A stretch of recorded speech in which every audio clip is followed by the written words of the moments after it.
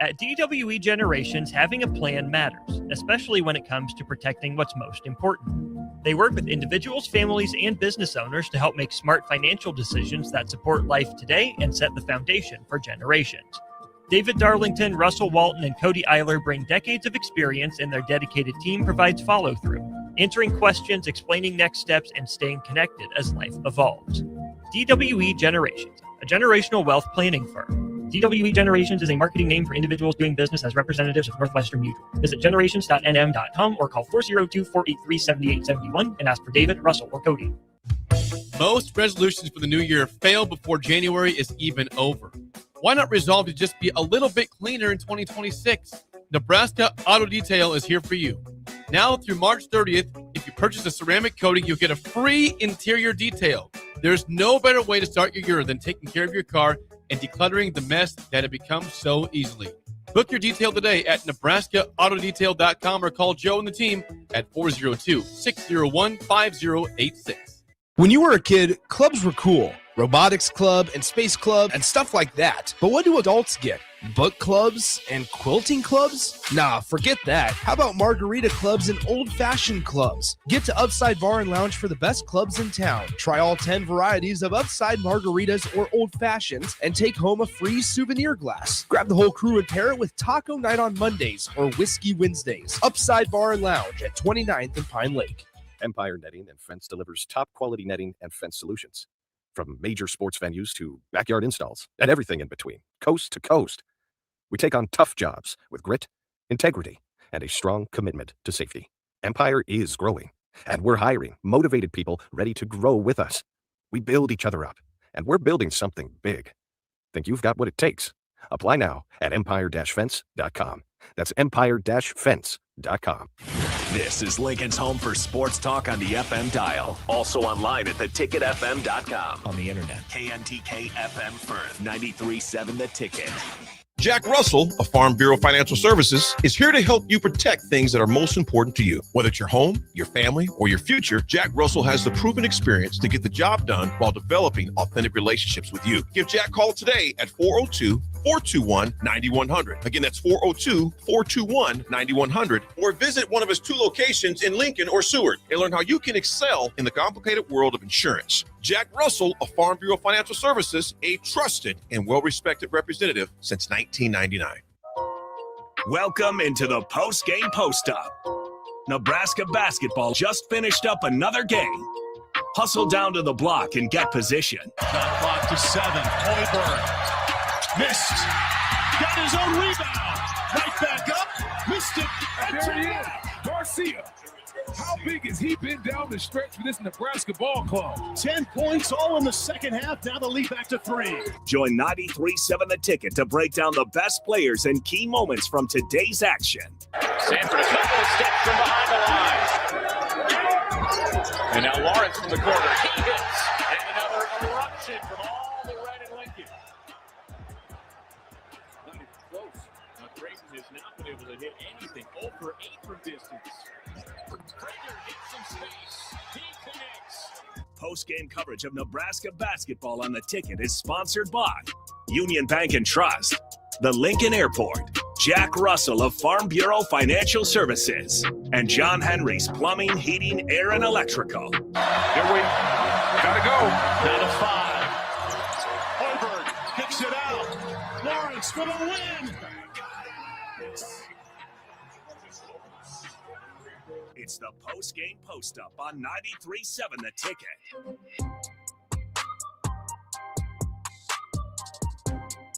Welcome in to another Husker Hoops post-game show and another undefeated Husker team to talk about. The Huskers advance with another win. They take down the Washington Huskies and do so in pretty dominant fashion. We'll dive into the details, the score, maybe a little bit closer than what the game flow actually felt like. But they do win the game by 10 points. 76-66 was your final score, your leading score for the Huskers. Bryce Sanford, along with Nick Wyman to my left. And before we dive into it, was a quick shout out our sponsors, Union Bank and Trust. Get a great rate on 6, 12, or 24-month CD with Union Bank and Trust. Learn more at ubt.com. Again, that is just ubt.com.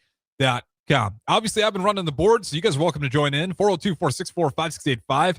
I got some game notes. We'll have Austin Orman joining us later, but we do have Nick Wyman, who had better eyes on the game. Nick Wyman, give me your initial thoughts, and we'll start getting to the people's thoughts.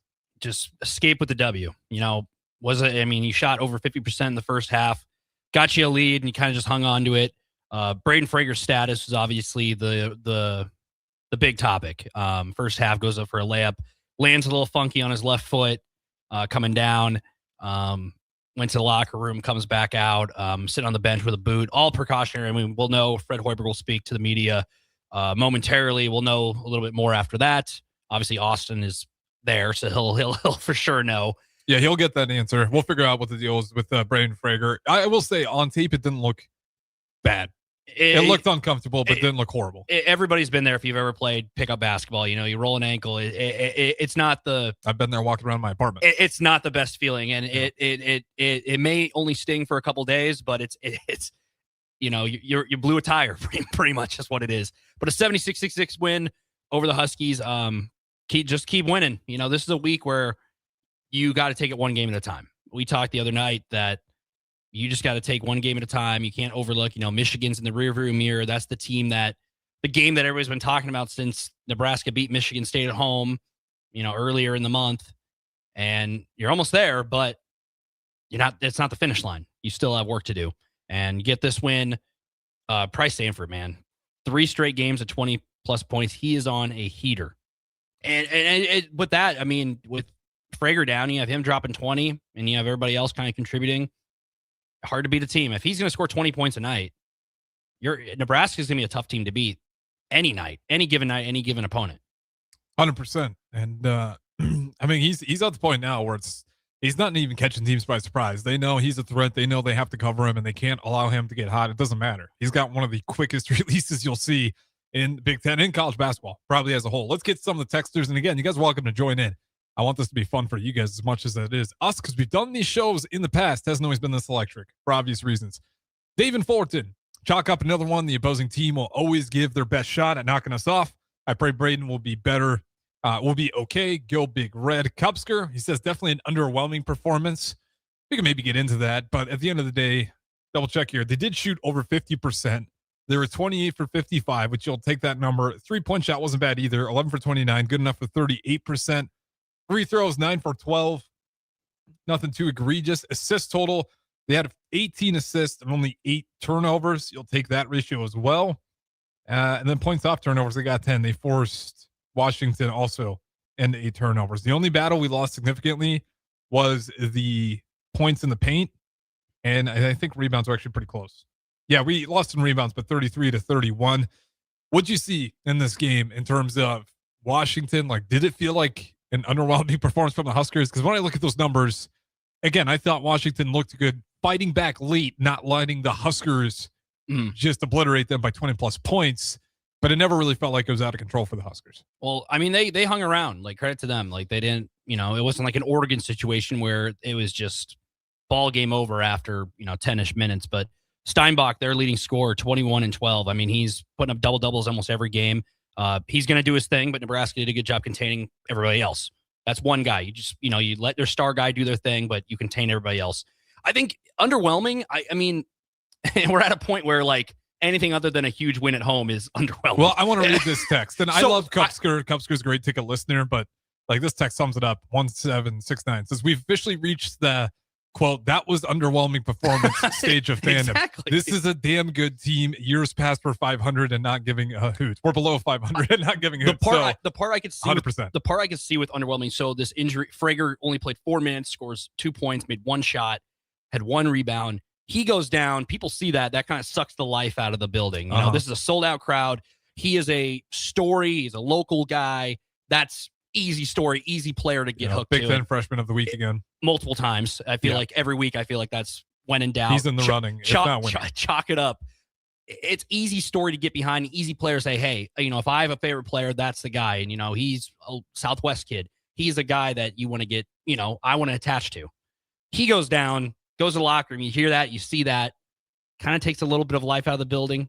We weren't there, so we obviously don't know what it was like. It's always loud. You can see it on the TV. It's always loud, but that not only for fans, but also goes for players. These guys see Frager, who's a spark plug to this team, go down. kind of a hard thing to say because we don't know. It could just, we don't know the injury. It's leg injuries are weird. It could just be a rolled ankle, walk it off a couple days. We don't know.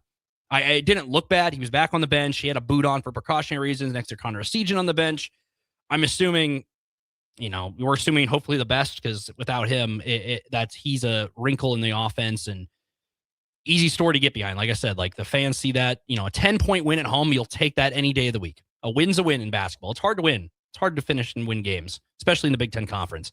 And you'll take this win, learn from it, see what you can improve on. Got a couple more days to hit the road, Minnesota, and then you turn your attention to the big one, as what everybody's been talking about since January, since the Michigan State win. Yeah, which is fun. I mean, we're like, wow, we're 10-0. What if we get to Michigan undefeated? I mean, exactly. You don't want to look too far ahead, but to your point, like, yeah, this is obviously one that everyone circled. Railroader Matt says Fred told Andy Katz on the postgame that they will reevaluate Braden Frager in the morning. So we'll see about that. Maybe Austin Orman, when he hops on here later with us, he's got some more information there. But, to the point where this team just slowly takes over games. Mm-hmm. And I was talking to Raph about this. I think the best thing they do is they just limit other teams' ability to go on runs. Every single time, Washington, for instance, even late in the game, Steinbach was their guy, leading rebounder, leading point scorer. And they were still able to limit him at times and frustrate him. And, you can make an argument that he probably should have picked up more fouls. Felt like he was getting away with some down there for Washington. But it's being able to slow those guys down. And then we know how good we are at really just locking down anything baseline or anything coming inside. And then if we can just contest well enough on three-point shooters, you do the math long enough, we shoot the three better than you do, and we can test it on the perimeter better than you guys do. That's how we slowly end up winning these ball games. And yeah, we gave up 40 points in the paint for this one, but it was uncomfortable at times. And that was still what you would consider a weakness, given that many up in the paint. Still pretty felt like comfortable win. We only won by 10, but we talked about it. I think that's a little bit misleading considering how most of that game flow went. So I circled in the first half. I was sitting here watching the game. Under 12 timeout, Nebraska's up 19-17. Still a ball game in the first half. Under 8 timeout comes, Nebraska's up 32-19. That was the stretch that really put the Cornhuskers out in front. And if you're going to, you win those 4 minutes, win those 4-minute battles, Nebraska did that in that sense, and that's what kind of pushed them over the hump. Because in the rest of the game, Washington was just trying to play catch-up, and Nebraska just kept that 10-plus point lead the rest of the way. Washington obviously kind of hung around, got the 10 with about under 5 to go, but at that point, it was, Nebraska just got an answer on the other end and kept that lead. So that 4-minute stretch in the first half is what I kind of circle as the outlier in that sense, because Buchengill hit a layup, Sanford hit some free throws, hit a three-pointer, Garcia made a 3, and then Sanford hit another 3. So that was kind of the stretch. And that was 2 of the 4 threes that Price hit, and he hit them in the right time. So that's kind of been his trend. If people haven't noticed, when the Huskers are looking to curb stomp a run, it's just been Price Sanford. And he's been electric. And we've talked about Rink Mass. I don't think Rink Mass is playing bad, but he hasn't had to be as big as he's been on offense as of late. And I'll have to finish up. What do you finish up with this game? Let me check her real quick. Well, you're talking about that. You talk about Price hitting those threes, but you look at like Buchengill hitting that layup and Garcia coming off the bench and hitting a 3. Those are complementary buckets that are going to help. One guy can't just carry the team. Yeah, if he had 12 points. Exactly. Just for reference. You have those guys coming off the bench and making plays, and Hoiberg did his thing. I think 4 of the 5 starters were in double digits tonight. That's going to help. You have complementary basketball, and that's something that Nebraska hasn't had in the past. Usually it's 1 or 2 guys kind of drive the bus, and the rest of the team's just kind of there. This team, it's like, Price is the guy right now. He's on the 3 straight games of 20-plus points, but there's guys that complement him. It's, it's the peanut butter and jelly recipe of this team. They just all kind of mesh together, and one guy, Price is right now driving the bus. Next week, I think Michigan's going to know Price is the guy. Some other guy can step up, and are we worried about that? I don't think so. I think somebody's going to answer the call.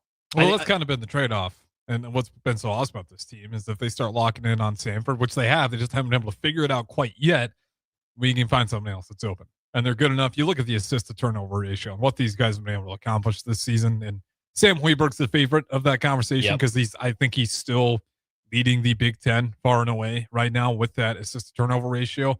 But the team overall does an incredibly good job. You're going to be hard-pressed to ever see anything that's worse than a 2-to-1 assist-to-turnover ratio for this Husker basketball team. Stayed true the entire time. And to your point, that is what allows Sanford to go off, and then if it's not him, it can be Rink Mast, or it was Jamarcus Lawrence like he did in Indiana at Assembly Hall, or even Burke Youth had some really great moments. Maybe not the leading scorer, but scoring at crucial times. And right now, Sanford's ability, we'll see how long this run lasts. Maybe he does this all the way through the rest of his college basketball career, but he has just been a lethal, timely shooter time and time again when you need him. And again, you lose Braden Frager.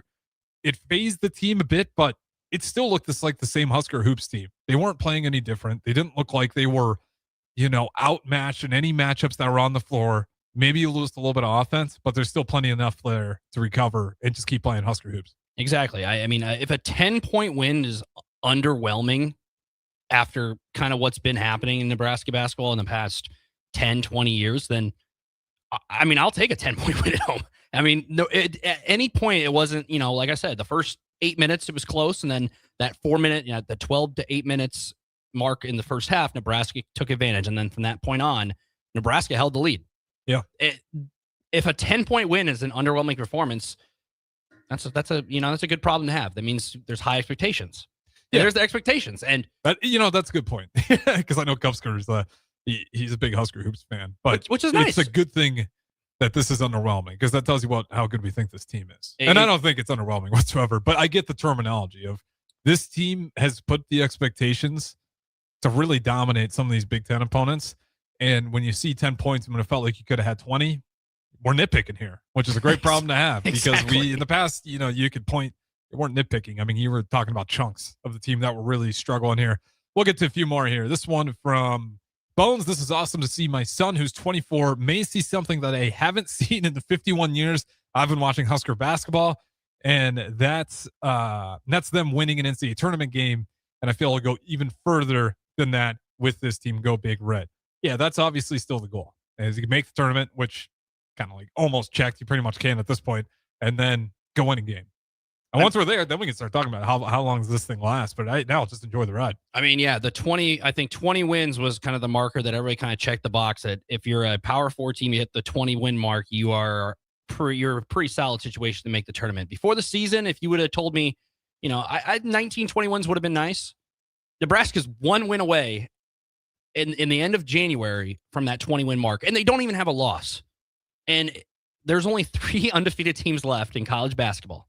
It's incredible. Arizona, Nebraska, Miami. Miami has had some pretty good overtime wins the last couple of weeks. So they got a clutch factor that you can't deny, because they have had some really high scoring overtime games pulling off. We do got some callers. I'm going to remind everyone, I don't got someone screening it right now. So if you see me taking calls, hang out, I'll put you on hold, turn down your radio, and we'll bring you on one by one. But we do got a caller. We'll still, if they on air still. All right. That's what I mean. Live radio, folks. Live radio. We tried. But yeah, I do want to take callers. If you guys do want to call in, I'm going to let you. I'm going to drop the ones that are remaining right now because I don't know how long they've been sitting there. So I just dropped everyone's calls. I want to get the ticket listeners. That's why we're here. Why not? Why not? This show is driven by you, the viewers. We're just here chatting. This is a conversation. Me and Harrison could spit back and forth, but we love to have you in the conversation. Yeah, it's incredible. This is such a season that, I've been a Husker Hoops fan. You've been a Husker Hoops fan, I'm assuming, your entire life. We talked the other day about when I saw Austin Norman. He's a Duke fan and Husker Hoops fan. We'll give him the benefit of the doubt. We will, because this is too fun not to let him in the party. But a lot of us have been hanging on to this forever. I think it's really cool, too, to see all the – I saw you in DP after the Michigan State game. There was, so many people walking around out here. There's so many people who walked around here in the past – 5-10 minutes. It's awesome to see, and you can see the vibe. The vibes are awesome. Well, we've been waiting for this forever. All right, let's quickly get to a caller. Go ahead. You are currently listening to the Husker Hoops postgame show. Harrison Arns, Nick Wyman. Who are we speaking to, and what do you want to talk about? My name is Jackson, and I'm 9. Can I say go Big Red? Absolutely. Okay. Go Big Red. Shout out to you, Jackson. Appreciate that. That is awesome. That might be one of my favorite calls that we've gotten. That was awesome. In a while. That was awesome. I mean, see, this is what I mean. This, Jackson's 9 years old. Live in the moment. It's 10 o'clock. I'm guessing there's school tomorrow. He's probably coming back home in the car. And they just got a home win. This is, I don't know how many games Jackson's been to, but he got to experience PBA, a sold out crowd at Pinnacle Bank. Decided to call in here on 93.7 The Ticket, give us a little Go Big Red action. I mean, that's awesome. Like that just, seeing, this is not only like the one guy in the text said, my son gets to experience. In 51 years, he's been watching Nebraska basketball. He's never experienced this kind of moment. Now his son gets to experience this. Now we have Jackson calling in on a school night at 10:19 here in the capital city, giving out a Go Big Red. That was cool. That was like one of the coolest phone calls, I think, in my time here that I've experienced. What a moment. What a moment. What a moment in time. I don't know if this person's with Jackson right now, if it just knows him. He says, Jackson has been to 90% of the games this year.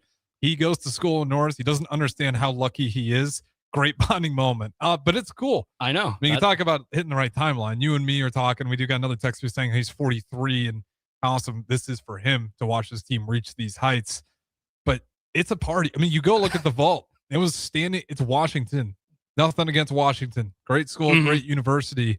People are so hungry to go watch this team because they've only given us great things to cheer for. The other night I said they are the Beatles of this town right now. The Beatles people were, they were one of the first boy bands that changed music forever. This Nebraska team, once they started winning and showing, hey, this team's legit, the tickets were flying off the shelves. And now it's like almost impossible to get a ticket. I think there's only one left. There's one game left. I think it's Maryland. That's the only game that's left that you can buy a ticket for. And I don't know. Right now, if we say that right now, I don't think tomorrow morning, Husker Nation, I bet you it's sold out. It'll just sell because, out sooner than later. like you said, Washington, this is a 10-8 team coming in. Not the top of the Big Ten. They haven't had a marvelous season. They've lost some games in the conference, but people are excited.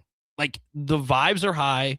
You can feel the energy. Like we weren't even at the game, and we got. I mean, Jackson. Well, I mean, he's gone to all these games. I mean, he's been able to experience something special. I mean, I'm assuming he's not driving to the games, obviously, but he's with his family, and he gets to experience that with his family. That's something, in 30 years, Jackson's going to be talking about with his dad. Like, hey, remember when we watched that Nebraska basketball season in the 2025-2026 season? That's something, you can talk about years from now. And who knows what happens in March, something they can talk about forever. And like the chat said, the guy's 43 years, and he's like, wow, I cannot believe this is happening. It's awesome to see. Like, I'm just excited for everybody because you've seen some ugly seasons. The fans who have gone to games have seen some ugly seasons. You're the same age as me. We've witnessed some of those seasons together. I know a lot of people are trying to figure out on the Braden Frager. Should be getting some news here, hopefully sooner than later. I will have to throw it to break before we get there, but let's go ahead and take one more caller. You are listening in to Husker Hoops postgame. We got myself and Nick Wyman to my left. Who are we bringing on here? Quentin. What's up, man? What do you want to talk about? Well, I think the two things that we can look at as a team is like how you define like teamwork and stuff is how you play defense and turnovers. Like you look at those two things and you can see, okay, we got a good like team unity. The one thing, Debbie Downer here, would be, I don't know if, a lot of our shots and stuff have come within the offense. I don't know if we have one guy that can say, if we need a shot with 10 seconds left to win the game, I don't know if we have that guy. So hopefully somebody emerges in that area, but, that's kind of what you need for the tournament is a guy that can just, a dude. We've had it in the past, but we haven't had the team unity in the past. So, give and take a little bit there. So, well said. Thanks for taking my call, and I'll look forward to listening to it. Appreciate the phone calls. It's a good point. I'll say this much. We may, if you want to say we don't have a player, we got an action. If you don't think Sanford has the ball handling skills, we got an action to get him open, or rink mast, or a 2-man action. Fred Hoiberg is kind of the guy for that. I feel very confident if we run into those situations. That's not something I'd worry about having a guy, because we have a collection of guys, and we have a really good offensive-minded coach, and we've kind of seen it all year long. We have actions that work that get guys open. We see it pretty consistently, so I'm not really worried about, having a quote-unquote guy. But to his point on the defense, that is one thing we can rely on. As fun as these offensive runs and as Sanford's game's been, a lot of these other players, this Husker defense is annoying to play against. So to Quentin's points, he's right. The defense, just rattles people. It does. It does. On the road, at home, neutral sites. We've seen all year. To the need a guy to step up. There are guys in college basketball history who have stepped up, said, I want the ball in my hands while the clock's run down.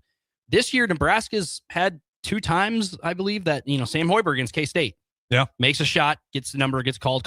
He ran. That wasn't the one he ran the wrong play. We'll get to that one here in a second.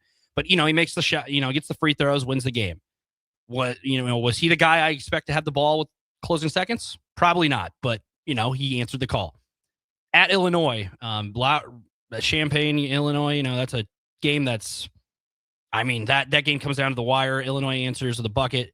Jamarcus Lawrence gets the ball in his hands, makes a 3. They've answered the call as a group. I think that's the way it is. Like, college basketball is different than the NBA. The NBA is, the star wants the ball. So you had Tyrese Halliburton last year with the Pacers. He was the guy who's going to get the ball in his hands with the Pacers against the Knicks.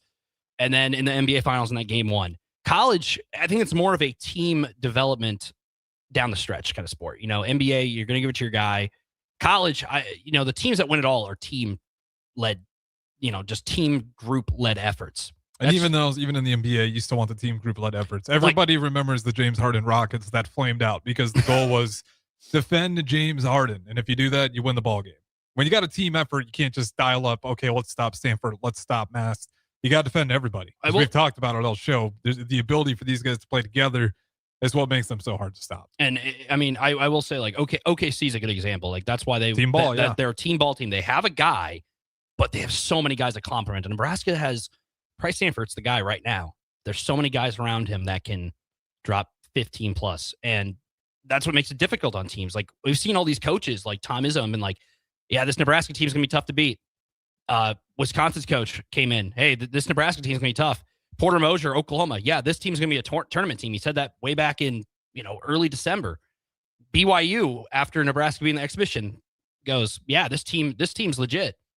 Did we know at the time? No. Nebraska has all these coaches that are, highly regarded programs saying, hey, this Nebraska team's legit.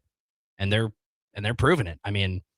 Win one win at a time. We got tagged in a tweet. It says that Fred Hoiberg said that Braden Frigger will miss some time, but the injury is not season-ending. We'll follow up with more with Hoiberg here in a bit, they said. So Austin will for sure have more information on that. Yeah, this one, Kevin in Southwest. I know this is the one that everyone wants to hear about. We're still kind of waiting on news. Sounds like they're going to really evaluate it tomorrow. As of right now, they don't really know the twisted ankle. This one, Kevin in Southwest. Lincoln says, this is from Fred. I'm assuming at the press conference. Frager twisted his left ankle badly. Boot will stay on for now. Will be out of practice for now. Docs diagnose the injury tomorrow. So I don't know how much we'll fully get to know with Braden Frager's situation until we get that diagnosis tomorrow. Of course, if we hear more about it, we'll let you guys know about the Braden Frager injury. But I know a lot of people, for obvious reasons, want to know how the Big Ten all-freshman phenom is currently doing. We'll just kind of have to wait and see. Maybe we'll get some more news tonight, but we should know by tomorrow with that diagnosis. Don't go anywhere. We'll go ahead, throw it to our first break here. You guys are still welcome to join in. We'll keep this thing live for as long as you guys want to, at least all the way till midnight. That's what you guys choose to do. 402-464-5685. Welcome to join in. Streams as well. Husker Hoops postgame show. Myself, Nick Wyman. We'll talk to you in a little bit. With UBT, you've got total control over your money. Like Doug, who runs his game day tailgate like a well-oiled machine. I got burgers, brats, chicken, dogs, plus all the fixins. And with the UBT Go app, I can track my food spending from anywhere. Pro move. They don't call me Grill Sergeant for nothing. No matter your goals, UBT helps you feel good about reaching them. Union Bank and Trust. Member FDIC. At Parkview Animal Hospital in Lincoln, it's not just their professional care that sets them apart, but their warm staff and state-of-the-art facilities. Whether it's for a routine checkup or a comprehensive medical procedure, at Parkview, your pet isn't just another number, but a valued member of their caring family. Visit them at pahlincoln.com today and in person just south of 14th and Pine Lake Road. Parkview Animal Hospital, your pet, their passion for happier, healthier, furry friends. Why are some people more successful? Is it talent and determination, or did they recognize an opportunity? Discover a career that lets you help families reach their financial goals as you build lasting professional relationships. One with unlimited income potential. From Modern Woodman, a leading fraternal financial services provider. I'm Modern Woodman Regional Director Sean Erickson. Call me at 402-483-6515 to learn about career opportunities. Modern Woodman of America. touching lives, securing futures. Ticket listeners know a dream team when they see one. At Applied Connective, we've been in the game for 20 years and have developed a team of world-class leaders in all things IT. From cybersecurity and Microsoft products to physical security, audio-video, infrastructure, business phone systems, and anything in between, we'll help you leverage technology to become your most secure, efficient, and profitable. Head to our website to check out real reviews and testimonials and sign up for a free tech consultation. We can show you where you might be vulnerable, inefficient, or overspending. It's a game changer, and it's totally free. Claim yours right now at appliedconnective.com. Start your Sundays off right with Jeff and Nicole Essink on Fitness Fanatics. Jeff and Nicole discuss health and wellness, how to achieve fitness goals, and more through the life of gym owners and gym goers. It's Fitness Fanatics from 9 to 11 a.m. on Sundays on 93.7 The Ticket and theticketfm.com. If you want to make new floor shopping easier, come to O Street Carpet. Hi, I'm Steve Carper. Our flooring professionals can help you choose the best flooring for you, your family, and your budget. We eliminate the confusion. Even better, you'll be enjoying your new flooring much sooner. No 6 or 8 week waits. We'll install right away and save you money on installation. Floor shopping made easy every day at O Street Carpet. O Street Carpet. 1732 O Street. Family owned and operated. Always the best value.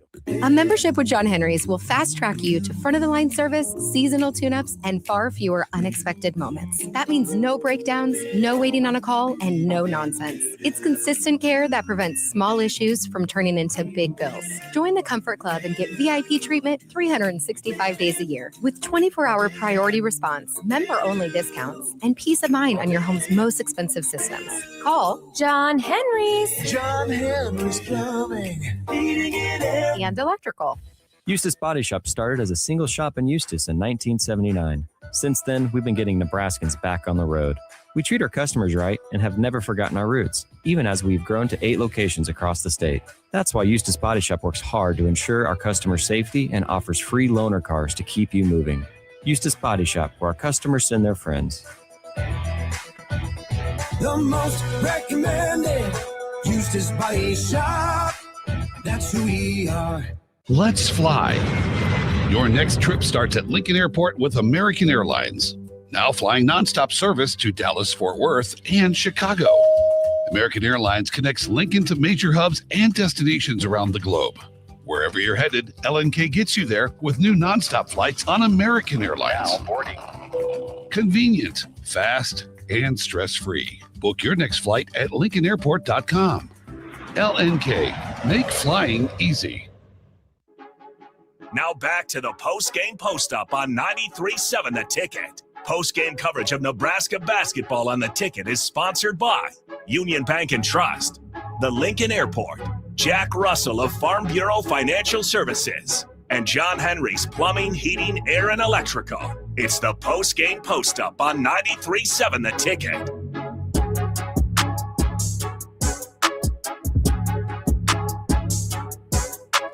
Welcome back in. Second segment, Husker Hoops post-game show. Myself, Nick Weidman. Still waiting on Austin Norman. I know you guys are desperate for the Frager news. We will try to get as much as we can. Again, I'll just announce this one more time. We'll figure out. Maybe they'll give us a little bit more info, but we won't get a full diagnosis likely till tomorrow morning. It is an ankle injury. The most we have so far that I've heard from is Fred Hoiberg just said it's a pretty bad ankle injury. I know my brother's asking me, is it high or low? I don't know yet. We will find out. Well, let's all hope it is minor. Obviously, he's a big deal to this team right now, but hopefully Austin Norman's got a little bit more. Otherwise, tomorrow morning, I might just have to see what is the full diagnosis. But obviously, he's going to be sitting out of practices for a while. That being said, this segment sponsored by John Henry's Plumbing, Heating, Air, and Electrical. Proudly serving the Lincoln, Omaha, and surrounding areas. John Henry's can assist you with any service like electrical, maintenance, installation, or repair. Call today at 402-809-1159 or go to jhlincoln.com. With that being said, give me your quick thoughts on, we talked a little bit before, but what is kind of, I don't want to make you predict the future. But when you look at this team, okay, and you look at its talent that they're showing, is this a team that we can really start talking, not just thinking March Madness, but is it okay to think this team's capable of making a run? And I'm not going to say X round, but a run. I'll just call it that. Like a tournament, like make it to the second weekend of the tournament, of the big dance. Yeah, I think that's fair. You win. That's 2 wins. That's just win your first round game and your second round game, make it to the Sweet 16. I mean, 19-0, last remaining undefeated team in the Big Ten. A really good Big Ten. And we got some people walking by. This is awesome. Yeah, we'll put them on camera. This is awesome. So yeah, thrown out. These people are hyped. I would say, yeah. I mean, they haven't showed anything for me to doubt them. I mean, there were games where it's like, this one might be it. This might be the loss, and they've answered the call every single time. So I'm hoping we can just stop saying that, right? I mean, here's the thing. Do I think they're going to go undefeated? I mean, it's hard in college basketball. It is very difficult, especially in the Big Ten Conference. But I'm at the point, like, why do we even need to ask that question? Or can we just say, I think that's why I don't like predicament. This is a damn good basketball team right now. You just enjoy the ride. ride. And they're going to win a lot, probably. You enjoy the ride. Because right now, I mean, the regular season's counting down. There's only a couple more weeks.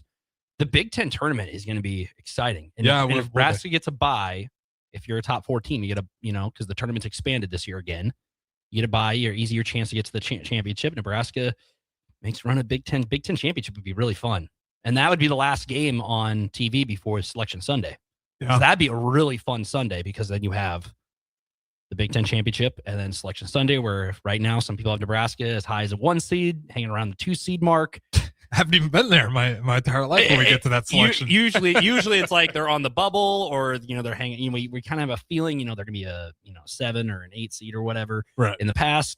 I mean, yeah, I'd say this team has answered the call and they can, sky's the limit. I mean, at this rate, unprecedented times, college sports, there's more parity in college sports than there ever has been. Yeah. As Bruce Davis says on YouTube, it's just next up at this point. That's how good this team is. Like, who's next? And the team motto should be like, what's next? Just what's next? I think they've bought into that. Let's get to another caller. Hopefully they're still there. Nope. Just heard that one dial tone. They did left. Like I said, I'm trying to take calls here, but I'm doing a little bit of multitasking. So we're going to try one more here. And if they're not here either, we might have to give up on the phone calls. You're listening to the Husker Hoops postgame show. I remind you, just turn down your radio. What do you want to talk about, man? Hey, I just want to know, I'm a father of about like a 4-month-old. She's a girl, but I'm wondering, what is the process to change her name to Rank instead of the name that we gave her already? Because I made a mistake. She was born in August, and at this point, I want to name her after one of the greatest Nebraska basketball players now. So if you have any advice, let me know, because I'm at a loss. I don't know what to do. So any advice, please help me out. I appreciate it. Thank you, guys. Absolutely. Appreciate the phone calls. I'll say this so much. I think the city of Lincoln's so hyped on Husker Hoops. You might be able to just go into the courthouse and they'll just give you a head nod. Like, we get it. No problem. I've never been in that situation. So, you go for it. I mean, I would imagine there are Husker Hoops fans in there too. So if you just tell them, like, I want to name it. That'd be quite the story to explain. Yeah, my name's Rink after the great Rink Mast. That'd be in a couple of years when maybe the jersey's hanging at PBA, that would be quite the story. I mean, man, this is awesome. I mean, the vibes are high. We've gotten some amazing callers. The text line's blowing up, as you said. We can read some more texts. While we're waiting. Yeah, I'll say this much. Shout out to Quentin for calling in before. I know there's a lot of people. We all agree. We do got multiple guys on this team. I don't think we need to be worried about. We need a X factor guy when it feels like our team collective has been that X factor. We do got this one unknown texter. There are about 3 guys on the team that we could trust the ball with in a final second of a need to make situation. That's the beauty of this team, not a deficit. And that's a good way to say it. That's kind of what we've been saying this whole time. That's the beauty of this entire team. The assist to turnover ratio, the defense, and again, that's more just team connectivity and how well those guys play. And then every night, if you want to take away Sanford, they can lean on other guys. Take away Mast, Sanford, Lawrence. Sam Hoiberg has a good game. Cale Jacobson still hasn't lost when he plays 10 minutes or more. There's so many weapons on this team, and we still haven't really seen Kendall Blue in a role in this. Garcia, he's had his moments where he looks really good. Even Berke Berukhtangel. And there's still some good depth pieces that we've only seen just a little bit of that we may not have to rely on all this season, but you got a lot of answers. And hopefully if Frager is back healthy, that just, again, we look at that bench. It's a year where Hoiberg can go look down the bench and have answers. Yeah. We've seen a lot of years where he looks down the bench and turns back around. That's a sign of a coach that's like, oh boy, I don't have an answer right here on my bench that I trust putting in there. This year's been completely different. And again, I think that is a huge strength, and rightfully so, to point out from 0508. So from tonight, Garcia, he played only 11 minutes. It's not, it's a splash in the pan, but he had 5 points in those 11 minutes. 2 of 3, 1 of 2 from 3. There's a little something, get some minutes under your belt there. He's kind of just been kind of a role player off the bench, with 5 points. If you can do that in a close game, that makes a difference.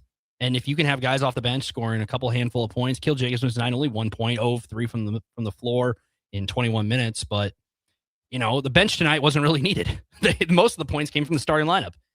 And if, the starters are going to do their thing like that, and the bench is going to complement them with a handful of buckets, that'll help you in a marquee game, which could be next week, could be a couple weeks from now. I mean, every game from now on is a marquee game. When you're 19-0 and you are at the top of the Big Ten standings, you are the team that everyone's looking at, because Purdue goes down to UCLA. And I mean, that was a great game the other night between those two teams.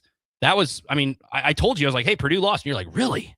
Yeah, I wasn't expecting UCLA. It was surprising. So now you look at the standings and Nebraska's on top by themselves in the Big Ten standings. And that's something that you never have thought of. I mean, maybe after the first game and it's 1-0 and it's, everybody's tied 1-0 at the top and Nebraska's at the top, technically tied for first. We're almost in the month of February and Nebraska's handling their own in the Big Ten basketball conference, which is one of the toughest conferences in college basketball year in, year out.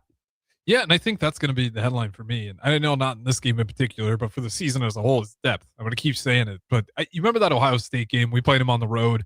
That was a great game from our bench. I think that was a key number. I think they had 1, maybe even like 0 points from Ohio State Buckeyes off their bench. And you go to the end of that game and you look at the starters for Ohio State. They all played like 35 plus minutes. And then you get to the end of that game, they need to make a run and they're just short arming all these shots. They're hitting the front iron over and over again. Defense, they're giving up occasional layups. Then you go look at Nebraska and you got the bench who goes in there, plays the same level of defense, gives the guys a breather. And you don't see that drop off on the defense. You don't see Nebraska kind of wear themselves out of a game to where they're giving up a lazy play. I challenge people to go watch this game and see if you can find a lazy play. So I just looked up that Ohio State game. That was a couple weeks ago, 72-69 in favor of the Huskers. Ohio State only had 3 guys off the bench. One played 12 minutes, no shots. Yep. No points. Another 8 points or 8 minutes, 0 made shots, 0 of 2 from the floor and 2 rebounds. And the other phaed 2 minutes, 0 points, didn't even take a shot. So that's a lot on those starters. Your entire bench shot 2 shots from 3 guys and hauled in 3 rebounds. That's it. And you mentioned it, tired legs. Like, games are long. There may be TV timeouts and stuff like that, but these are college athletes. These guys are, like you said, they're diving on loose balls. They're running up and down the court fast. And they got another game in 2 days. Exactly. And if you're playing only 5 guys who are relying to carry you throughout a season, an injury can happen, like we saw tonight with Frager. That's why I'm not too worried about this Frager news, because I feel like guys can step up. Like you said, Fred Hoiberg can look at his bench and say, hey, we need you to step up today. We need you. We don't know the injury, severity. I would say he's doubtful to play Minnesota because it's just such a quick turnaround. Even if he's healthy, I imagine they're just careful, just for the sake of being careful. But that doesn't worry me, because I trust what Fred Hoiberg's process is, and you have guys on your bench who can step up. You have Garcia, you have Jacobson, you name it. They have guys who I think can fill the void. I mean, is it a big void to fill? Yes. It's like when Connor Seagen went down. I was like, uh-oh. What's going to happen? Because that was a moment where I was sitting around like, man, that's a tough veteran guy, but he's still hanging out with the team, still there. Fragered him on the bench. I mean, it's still a good morale, and you can tell this group is. I mean, it's just a good group to be around. It's awesome. I mean, we just had a group of guys walk by again. I mean, you can feel it. Like, you can feel. We're sitting in this room right now, and we can feel the energy through the glass window here. Yeah. I mean, again, this is a situation that most people in their lifetime, me including, I've never been here, never been close to here. And I love Husker hoops. I've always loved Husker hoops. Had to grow up around a lot of Creighton fans. Those years were painful. You got nothing to talk about, and you hang out with a bunch of Creighton fans in their prime with McDermott in that era.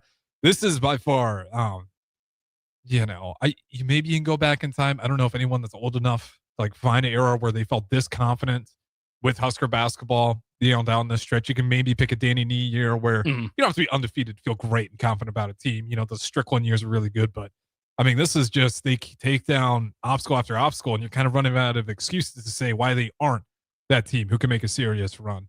We get this one from Eric and Lincoln. He says, Burke could not score a point and still be player of the game. That guy is just a dude who does all the dirty work.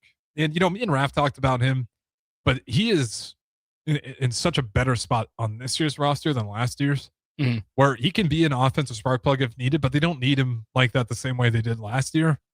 And Hoiberg gets a lot of credit, rightfully so, as the glue guy. Burke is that next one.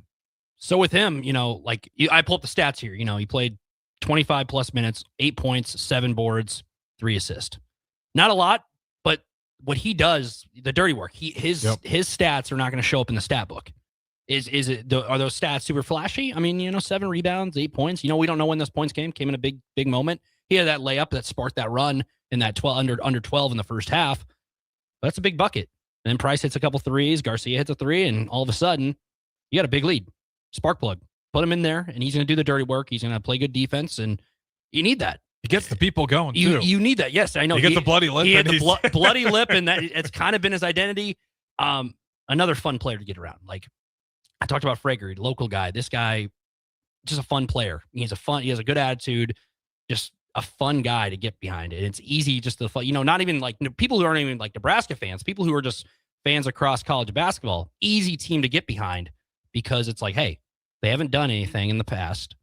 It just looks like a good group of guys. I'm going to cheer for these guys and see how far they can go. It's an easy storyline as a casual college basketball, not even a Nebraska fan, just a basketball fan. Easy story to get behind as we're here in 2026. Couldn't say it any better myself. With that being said, I do see Austin Norman in the wings waiting. So on the other side, hopefully he's got breaking news, or at least a little bit more news. He'll have something. I know that has been the question. So Austin Norman, he was down there live at the game. He got to see the action there. He also got the press conference, so he should have some good information for you guys on the other side. But we will throw it to break. Like I said, we'll keep this thing as live as the show keeps going on here. If the numbers are good, we'll keep doing it because, again, we haven't been here before, and we're just happy to be here with this Husker basketball team. Again, Lincoln Airport, John Henry's Plumbing, Heating, Air, and Electrical, Union Bank and Trust. Of course, shout out our sponsors. We'll keep this thing rolling, though. Don't go anywhere. Husker Hoops postgame show, 93.7 The Ticket. Let's fly. Your next trip starts at Lincoln Airport with American Airlines. Now flying nonstop service to Dallas, Fort Worth, and Chicago.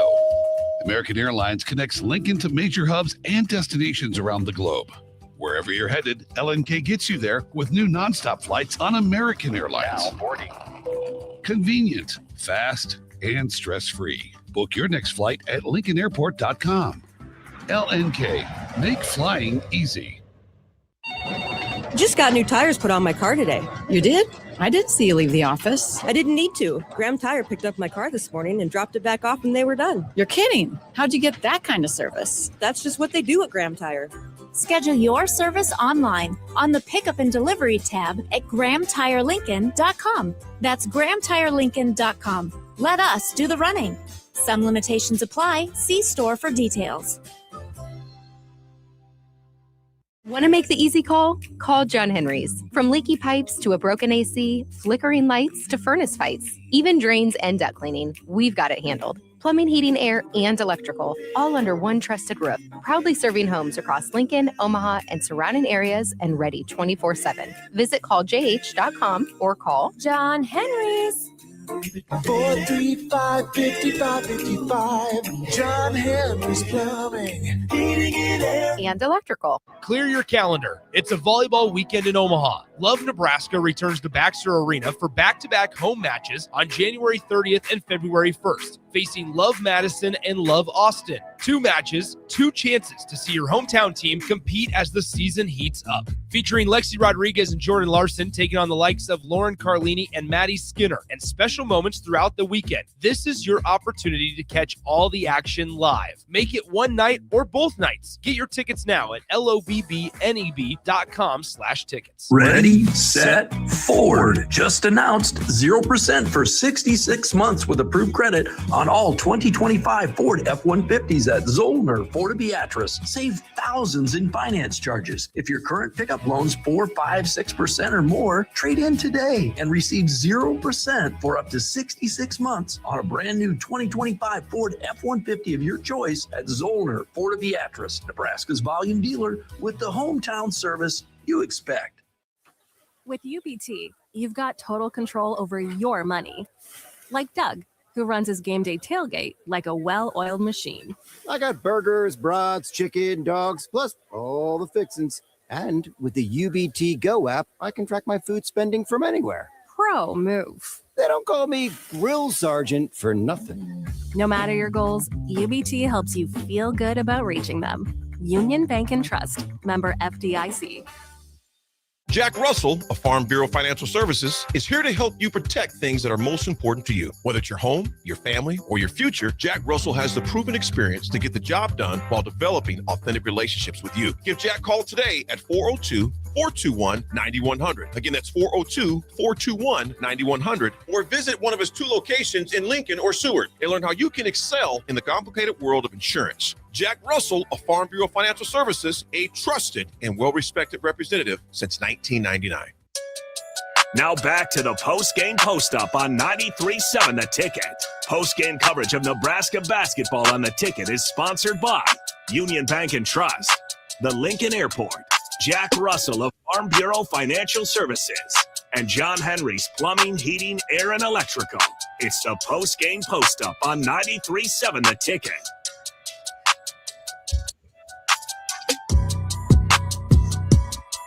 Welcome back in Husker Hoops post-game. Harrison runs on the ones and twos. We bring in the veteran Austin Orman to join us via stream. Before we get there, though, Lincoln Airport, shout out to them for sponsoring this segment. American Airlines is back at Lincoln Airport, bringing new nonstop flights from Lincoln to Dallas, Fort Worth, and Chicago O'Hare starting in June 2026, with seasonal service to Phoenix starting in the winter of 2026. Tickets are on sale. Again, shout out to Lincoln Airport. They got American Airlines back. Austin Orman, you were at the game. I'm sure you got plenty of things to talk about. Obviously, people really want to know about Braden Frager. Probably the first thing to start off with, if you heard any more details other than it will be evaluated again tomorrow morning. Well, the first thing to start with is that you called me a veteran. Like, I've been on this beat for like my entire life. It's my second year going to games, so I appreciate the respect. I'm not quite that old yet, right? I am far from the furthest, most seasoned member of this Nebraska basketball coverage, but I appreciate it. Not seasoned, Braden Frager, right? Redshirt freshman has been having a heck of a campaign. The quote from Fred Hoiberg, obviously that was the first thing he was asked. Frager is, quote, pretty sore. We'll know a lot more tomorrow. Want to see how it feels after an overnight. Right now, it's an ankle sprain. Didn't say high or low, didn't get any real elaboration from Fred Hoiberg after that point.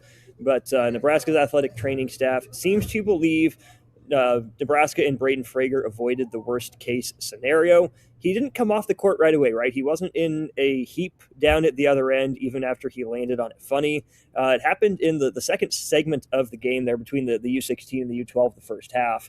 He played through it, wasn't obviously moving quite as well. Washington wasn't able to really take advantage of it, and then he was out and went back to the locker room. Didn't return for a while, came back out of the locker room with a walking boot on that left leg of his. You see the boot. I always think it's pretty scary. Sometimes it's just a precautionary thing. Sometimes it's because it's necessary to allow the guy to function. As of now, though, again, we'll wait until tomorrow morning, and I would guess that we will hear again from Nebraska men's basketball, maybe after that or potentially on Thursday before they hit the road for Minnesota regarding the final update on Braden Frager. But at least for now, it seems as if Nebraska has avoided the worst. My guess is if it is just a sprained ankle, depending on the severity, he could be back in a couple weeks, maybe, around a month would be the time frame. So I would say don't plan on Braden Frager for a couple weeks at the very least, and maybe not until you get down the stretch back in March. I think that's better news than your point. I think when people are thinking worst case scenario, we'll wait and find out tomorrow, but it seems like there's a good opportunity for him to take some time off, get healthy, because maybe we should be able to see him sooner than later. With that being said, I know this is the third segment of the hour, so we don't have a ton of time here left on this segment, but what are the things that really stuck out to you in this game? Obviously, the Huskers win it by 10. Some people were complaining about officiating. Some people thought, it was getting a little bit away with too much, at least Washington was. You were at the game live. What were you seeing? What stuck out to you the most in this Husker win? Yeah, I would say, just while we're on the officiating point, we'll get it out of the way. It was not a banner night for this crew by any sense of the imagination. Missed a couple what turned out to be pretty obvious out of bounds calls, the one that Nebraska challenged and the one that Nebraska didn't challenge. Buchengel didn't do himself any favors by reaching down for the ball, but again, there's a trail ref right there that should have had eyes on it. They didn't. They miss it. Ultimately doesn't end up hurting Nebraska. What I thought stood out to me more about the officiating and just the way that game was played is that was probably the most physical game Nebraska's played in since Michigan State, I would argue. And maybe even at times this was even more so, maybe up to that line and occasionally across it, right? Sam Hoiberg got whistled for a questionable rebounding foul that looked like it should have gone on Hannes Steinbach. Zoom Diallo did not get called for a shoulder into an elbow into a chicken wing on Berkey Buchengel, who after Diallo hit the floater, Buchengel's slow to get up the court and he's holding his midsection. Washington's biggest advantage in this game was being physical, beating Nebraska up, down low. And Frank Kepnong is built like a brick outhouse. He went to work at points early in the first half. Steinbach, I thought, had a pretty darn good frame for a freshman, right? He made some of Nebraska's upperclassmen posts move off their spot pretty consistently. And he's got good spatial awareness, good ability to track the ball. So he was a monster. He was a problem for Nebraska. But ultimately, this is a game that Nebraska did what it had to do in winning. This was kind of the formula for Northwestern, right? Northwestern is not a good team. They're just not from top to bottom. Even with this Washington team, down a couple of its best players in Desmond Claude, Wesley Yates, who they just lost on Monday. Washington knew its game plan had to be to beat Nebraska up inside. They pulled down double-digit offensive rebounds. They scored 40 points in the paint. And, Zoom Diallo took over in the first half. Steinbach really answered the bell in the second half. But it was ultimately too little, too late, right? It never really felt like this game was in any jeopardy of getting away from Nebraska. Because, Harrison, even though it was tighter at home than it was on the road, Washington's a better team than Northwestern was. But I talked about it after that Northwestern win, and it bears repeating. Sometimes Nebraska's best defense is its offense, right? Nebraska went about 3 minutes without scoring there in the middle part of the second half. They got the lead up to 18 points, and Washington then goes on its biggest run of the game. They get it down to 11 points on a 7-0 run and get a media timeout. Nebraska comes right out of the media timeout with a 3 from Price Sanford, a stop, and then a trail 3 from Rink Mast after a breakdown in transition from Washington. And just like that, it's back up to 17. Washington got it down to 13 and had an open 3 that could have taken it to 10 with about 5.5 minutes left. And then you kind of start to feel some game pressure if you're Nebraska. You don't have that spark off the bench and Frager on both sides of the ball. The offense kind of got stuck in the mud at times, and Nebraska missed some open ones. But if you look at the shooting numbers just from 3, Nebraska canceled out its deficit on the offensive glass by hitting almost double the threes and shooting it at 38%, right? 11 of 29 for Nebraska compared to 6 of 21 for Washington. That is the threat of the 3 ball, that it can come at any time, at any place. Sanford hit a couple big ones. Mast hit that one to extend it to 17. First time he's hit more than 1 3 in a game since Michigan State. Even Jamarcus Lawrence hit a couple of them, and they were both pretty big shots. Sam Hoiberg knocked at least one down. Nebraska's defense is keeping teams at arm's length with the 3 ball or making them take more threes than they're comfortable taking. Washington shot barely below its percentage, but just the way that Nebraska plays, the way that they're able to approach the game of basketball, even when Washington had its advantage inside or they hit some tough mid-rangers in the first half, Nebraska wasn't worried, and Fred Hoiberg said as much post-game because they, for the most part, took the shots that Nebraska wanted them to, that being Washington, right? The tough mid-rangers, the floaters, kind of those inefficient 2s. You don't want to give up, 40 points in the paint. You don't want to get bullied on the boards like they did at times, especially in the first half. But you can get away with it when you continue to shoot the ball like Nebraska has over its last few wins. Yeah, and that's a great point because you said, they shoot over 50% from the floor, 51% I think is where they landed. Yeah, Nebraska ended up 28 of 55 overall, 38% from 3. 38% from 3. Still phenomenal. And to your point, it's one of the things that Nebraska basketball has done so well is their offense is a threat, but defensively, they're really good at forcing teams to get in those little bit of droughts. And if they keep clicking on offense, that's where we see those runs really explode. And that's how we get to those Oregon games where the Huskers take off, not just by 10 points, by 20 points, and then the blowout before you know it. We will go ahead and throw it to break. Austin, are they kicking you out of the building yet, or do you got time? Oh, I'll stick around. You know what? Like you said, I'm a veteran here. They don't move veterans off their post-game shows, so I'll be here. Absolutely. Don't go anywhere. We got Austin Norman. He was at the game. Myself at the Ticket Studio. Husker Hoops post-game show. We'll talk to you in a little bit. Jack Russell of Farm Bureau Financial Services is here to help you protect things that are most important to you. Whether it's your home, your family, or your future, Jack Russell has the proven experience to get the job done while developing authentic relationships with you. Give Jack a call today at 402-421-9100. Again, that's 402-421-9100. Or visit one of his 2 locations in Lincoln or Seward and learn how you can excel in the complicated world of insurance. Jack Russell of Farm Bureau Financial Services, a trusted and well-respected representative since 1999. It's the 2-fingered wave on a gravel road. It's letting the kids take dad's truck to prom. It's Friday nights under the lights of a hometown football field. Eustace Body Shop knows small towns. It's where our values are rooted. We treat our people right, and in turn, they treat you, our customer, right. And we give back to our communities. Not much more small town than that. Eustace Body Shop, small town service, big city technology. The most recommended Eustace Body Shop. That's who we are. With UBT, you've got total control over your money.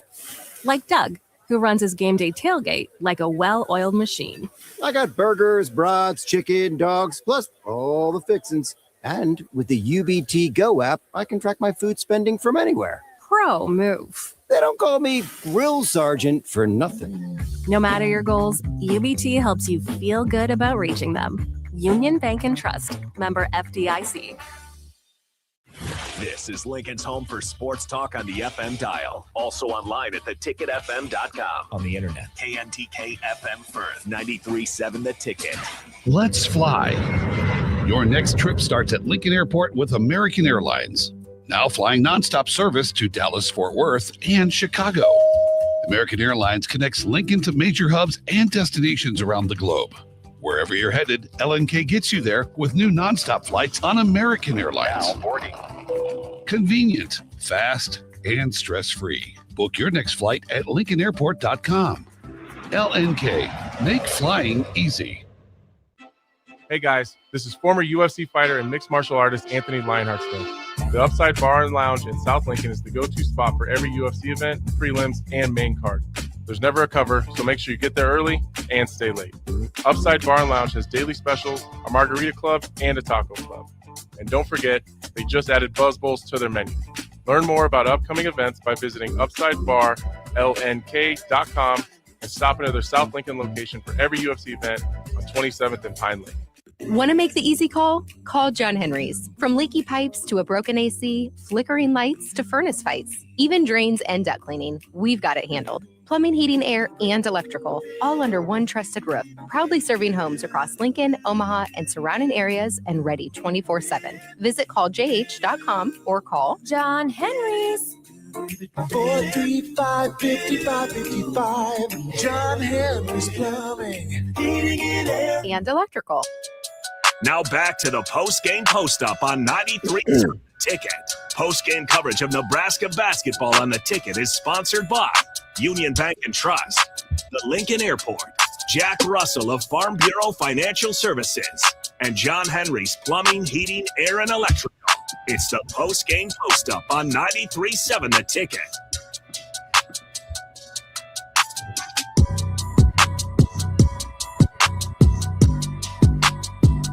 Welcome back in. Fourth segment. We're keeping this thing going, at least for a little bit longer. In the meantime, we'll shout out our sponsors one more time. Union Bank and Trust, John Henry's Plumbing, Heating, Air, and Electrical. And, of course, Lincoln Airport. American Airlines is back at the Lincoln Airport.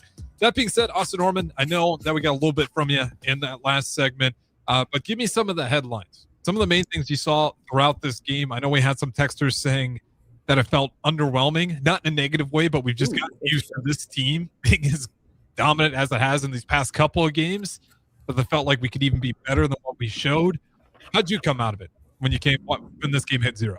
Yeah, I mean, I get where underwhelming would come from. I think that's the wrong word. I would certainly not describe it as underwhelming. He gave up the backdoor cover.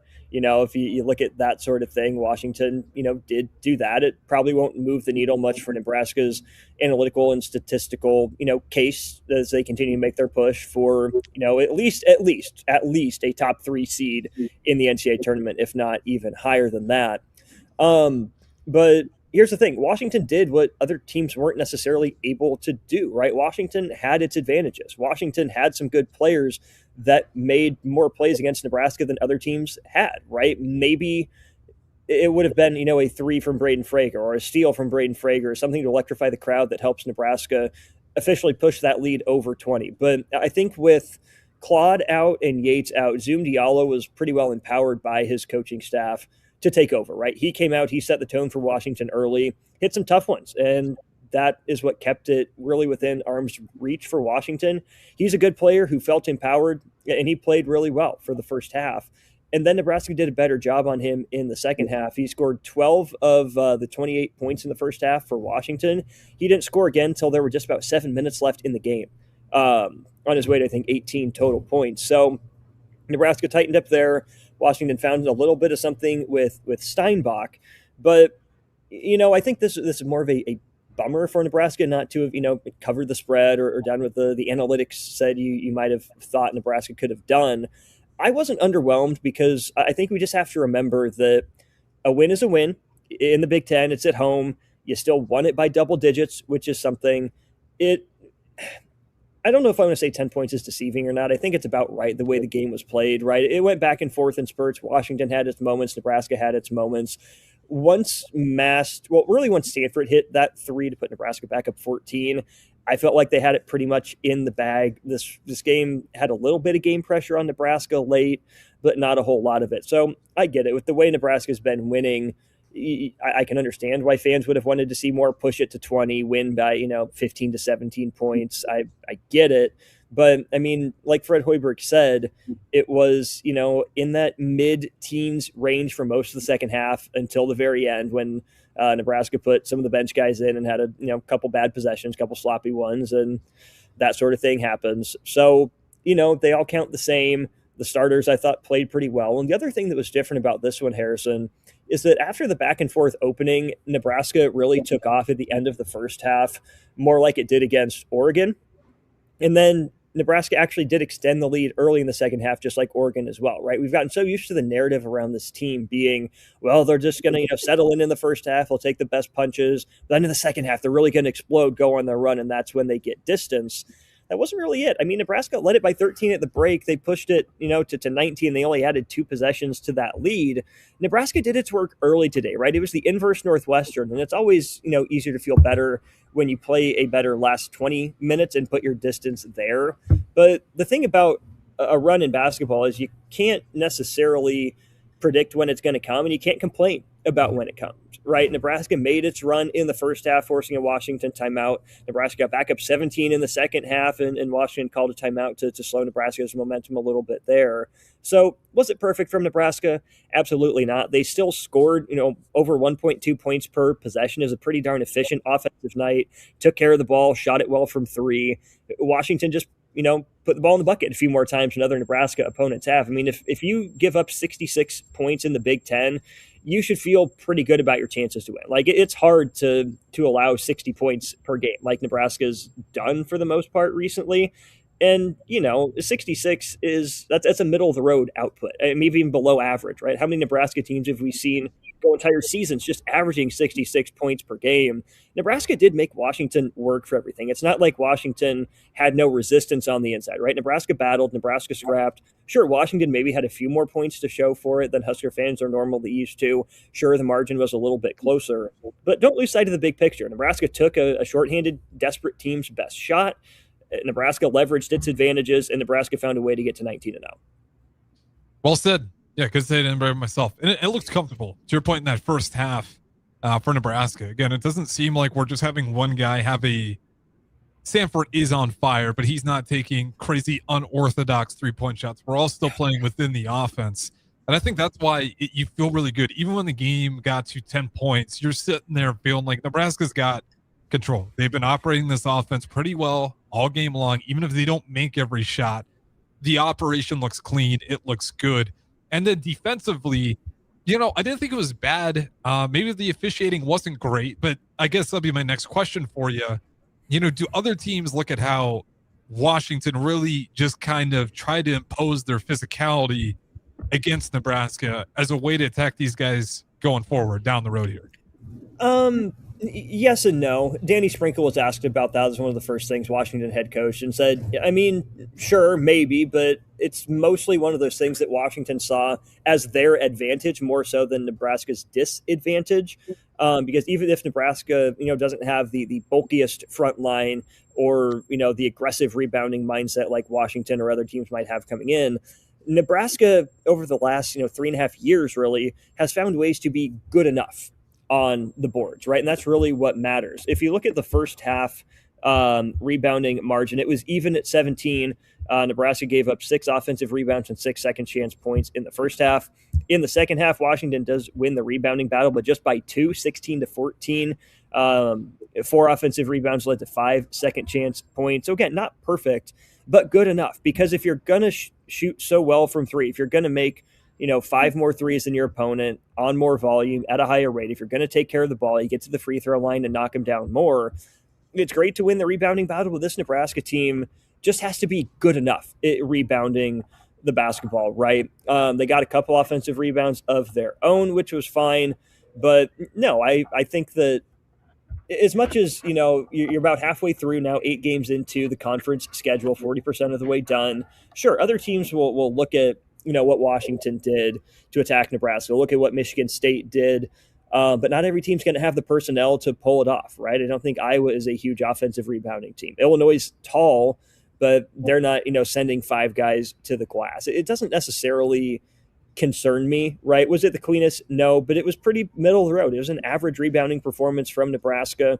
Washington might have gotten away with a few, overly physical moments here or there or ripping it away, but that's just part of the deal. That was Washington's advantage. They used it. Nebraska's advantage was the 3 ball. They used it. And Fred Hoiberg said, the way this game went, Nebraska will take it every time.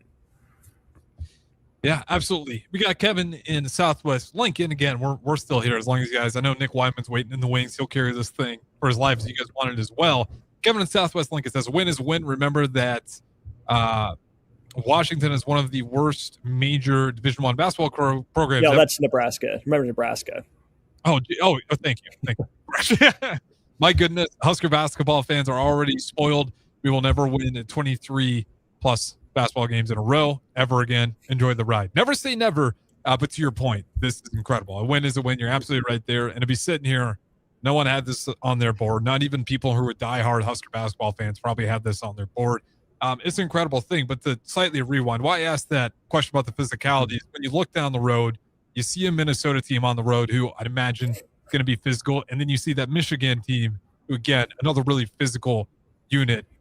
How do you see Nebraska potentially combating those two styles of offenses and really defenses? They both play pretty physical. Yeah, no, I think that Minnesota is going to be an interesting middle ground between Washington and Northwestern in some ways. I think these last couple games for Nebraska have been pretty good prep for Minnesota. They'll run some more free-flowing offense maybe than Northwestern did. I like Danny Sprinkle. He's done some really good work in his collegiate career. Washington ran some good stuff. You can just tell they didn't have the personnel necessarily to knock the shots down, or at least they didn't tonight. They really haven't done that all year. I think that Minnesota will be the next in the line of these tests for Nebraska. We're certainly not insurmountable. It's in a building Nebraska hasn't necessarily played that well historically. But in Minnesota, has knocked off a top 25 team in Iowa in that building just within the last couple of weeks. So I think that the way the Big Ten schedule has set up, it's kind of prepared Nebraska for this. It's kind of built up to this time after time. You take a physical Michigan State team to the wire and beat them here at home. Minnesota probably right now at full health more talented than Washington. I might have liked Washington's roster a little bit more overall. And without having dug into the numbers, I don't want to speak too much about how Minnesota plays or what they'll do. But no, it's going to be a test for Nebraska. But the answer key is not going to change, right? Even if the test is slightly different, the answer key is less about what the opponent does and more about how Nebraska handles itself, right? I don't think Minnesota is a huge ball pressure team. I don't think they're very great shooting threes, maybe at least not on high volume like Nebraska. So if Nebraska, mans up on Cade Tyson, if they don't let a guard go off, which hasn't really happened outside of Diallo today in a long time, and, Nebraska rebounds enough and makes enough threes, that's going to be that. And then, of course, we lead into the Michigan game in 6 days from now. And Harrison, that's one that people have had circled for a while, right? You got to withstand the trap game, but I think Fred Hoiberg's done a good job of having this team's attention. If Nebraska, doesn't play well, if Nebraska should lose on the road, I don't think it's, the trap game mentality. I think it's just, hey, you're down a rotation player. Hey, you got a little bit beat up. You just didn't have it that night. But there's no reason Nebraska shouldn't expect to go to the Twin Cities and win. But if we're going to fast forward to Michigan, that's where you'll have, classic old man ball, 3 just huge dudes for Michigan in the starting lineup most times and decent enough guard play. But we saw the formula to beat Michigan. It's free-flowing offense. It's raining in threes, right? Wisconsin went 15 of 33 from 3 against Michigan when the Badgers took them down in Ann Arbor. There's no reason Nebraska can't do that, right? Nebraska has not traditionally performed well in the Chrysler Center either. It's a tough 2-game road swing for the Huskers, but Nebraska does enough well and has enough pressure points for these upcoming opponents that almost no matter what the record is, you feel like there's a way at the very least for Nebraska to come out of this 2-0, but 1-1, in the seemingly worst case scenario right now is not the end of the world. It just kind of is going to come down to, can Nebraska rebound enough and can Nebraska make enough threes? Yeah, it's a fantastic point, especially with Michigan, right? Because, there's a counter to every team's strength. The same way there's a counter to Nebraska with maybe a little bit more physicality. To your point with Michigan, there's ways to beat them. To that point, the counters to Nebraska, we saw a little bit of it from Indiana. We saw a little bit of it from Northwestern, and we saw quite a bit of it from Washington, who ran some really good stuff. Again, Danny Sprinkle's a good coach. He's a good X's and O's guy. I think Washington will be back in the top half of the Big Ten before too long. But the same things that have beat Nebraska in the past will beat Nebraska again, right? Teams are rediscovering the skip pass. I asked Fred Hoiberg about it too. They in Washington got Hannes Steinbach on the short roll, had your weak side corner guy have to tag on that short roll to take him, and that left a wide open, kick to the corner. And Nebraska did a pretty darn good job of Xing out. And what I mean by that is, so if Steinbach sets the pick and roll at the top of the key, Nebraska will play at the level. So let's say Rink Mass will step out to not allow the driving lane to the guard as the guard recovers over it. That means the guy in the weak side corner, the opposite side from the pick and roll in the wing, you're essentially playing 2-on-1 there. The guy that's guarding in the corner then has to step up to the big man, which means he's going to make that pass to the corner, which means either the low help man then on the other side has to sprint across, or the guy guarding the wing on that side has to drop down and then recover back out when the big gets down to the big man. It's complicated. It takes a lot of communication. Washington hit that pass, didn't necessarily do much with it, right? I mean, Purdue, Illinois, certainly, potentially even Minnesota, who's assisting, at least going into the week, on the highest percentage of their made field goals of any team, I think, in the Big Ten and maybe in the country. Minnesota's going to move the ball. Minnesota's going to share the ball, and that can beat any defense, right? The ball can move faster than players can. So Nebraska is going to have to do its best to keep up with the ball, to deny the ball, right? Because you're not going to keep up with it. Can you do what Fred Hoiberg always asks his teams to do? Get deflections, get tips, be active defensively, and throw off the rhythm of the passes and the timing from Minnesota's players specifically. And then, if they do get an open one, do your darndest to get out there, contest it, get a body, don't give up second chances. Yeah, and I think just other things of what Nebraska defensively does so well, and you credit Lenzer for it. To your point, like the way to beat this team is great passing, and if you can hit that skip pass, if you can avoid the vultures that are Sam Hoiberg that are always looking to pick that thing off, if you try to go it overhead, but active hands. I mean, the Nebraska basketball team across the board does a really good job keeping their hands up and trying to just make those passes a little bit tougher, so it takes longer for them to get there, and their guys have more time to recover. Austin, before we let you go here, I just want to give you the floor. Anything that we may have missed that really stuck out to you from tonight's game, or anything that may be potentially down the road for these guys? Really what stands out to me is when you tip your cap to a shorthanded Washington team for always finding a way to hit the shot or two to get back in the game. Nebraska went scoreless, for about 3 minutes, 2 separate times there in the second half. And yet it didn't really matter. Maybe added a little bit of game pressure at the end, but there were a couple moments where things could have gotten out of hand. Washington could have cut it to single digits. And Nebraska always had an answer, right? Nebraska would go on its runs. Washington would have an answer. Washington would get it close, and PBA would, I don't want to say get nervous, but, we would say, okay, we haven't been here in a while. How's this team going to handle it?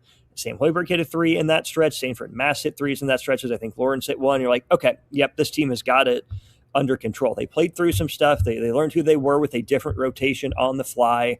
And really, Harrison, I think that's what it comes down to. Seeing how Nebraska needs to manage this situation with Braden Frager, seeing what these next, really, I would guess, 12 to 18 hours hold in case we find anything out, maybe just 12 hours or 13 hours by noon tomorrow. So, that's a little bit of a pall over the night, but it's not to dim the shine of Nebraska going 19-0. 8-0 in the Big Ten, alone in sole possession of first place in the Big Ten Conference. This team is resilient. I think this team is built to withstand whatever comes its way. And now you got a couple days to turn around, prepare for a tough Minnesota team, but you get to prepare with a win in your back pocket. Another one, your 19th of the season. Well said. And also, can we just agree on, at least for me personally, and then I'll officially let you go, can we just not even call them trap games? It's a road game in the Big Ten. Like that's a tough game to pull out in general. And I know this team's undefeated and playing great. But I know we're like looking at those like, oh, if you blow that game, boy, you really goofed up. Like these are tough games every time, especially on the road. Yeah, no, that's a great point. And this is where I don't want to get too cute with it, right? Because Minnesota is the traditional trap game, right? If you want to call it that, or we don't want to call it that. I honestly thought Northwestern was going to be a little trappier. I mean, Chris Collins is an established coach. We haven't really had a bad, ineffective Bear Cave Buchengel game in a while. And with him on Martinelli, one or two early fouls, what does Nebraska do if Frager gets switched onto him? Does Martinelli start taking advantage of that? And it didn't happen, right? Maybe just because Northwestern was so bad, so outmanned. But Nebraska never really let Northwestern have a chance after the first couple minutes of the second half. And even that first half I felt like Nebraska was still in control of that game. Washington, good test getting you ready for this weekend. But there's no reason this Minnesota team shouldn't have Nebraska's full attention, right? Because of the things we talked about, because of how Minnesota shares the ball, because they're excited, they're energized with an alum returning home to lead the program in Nico Medved.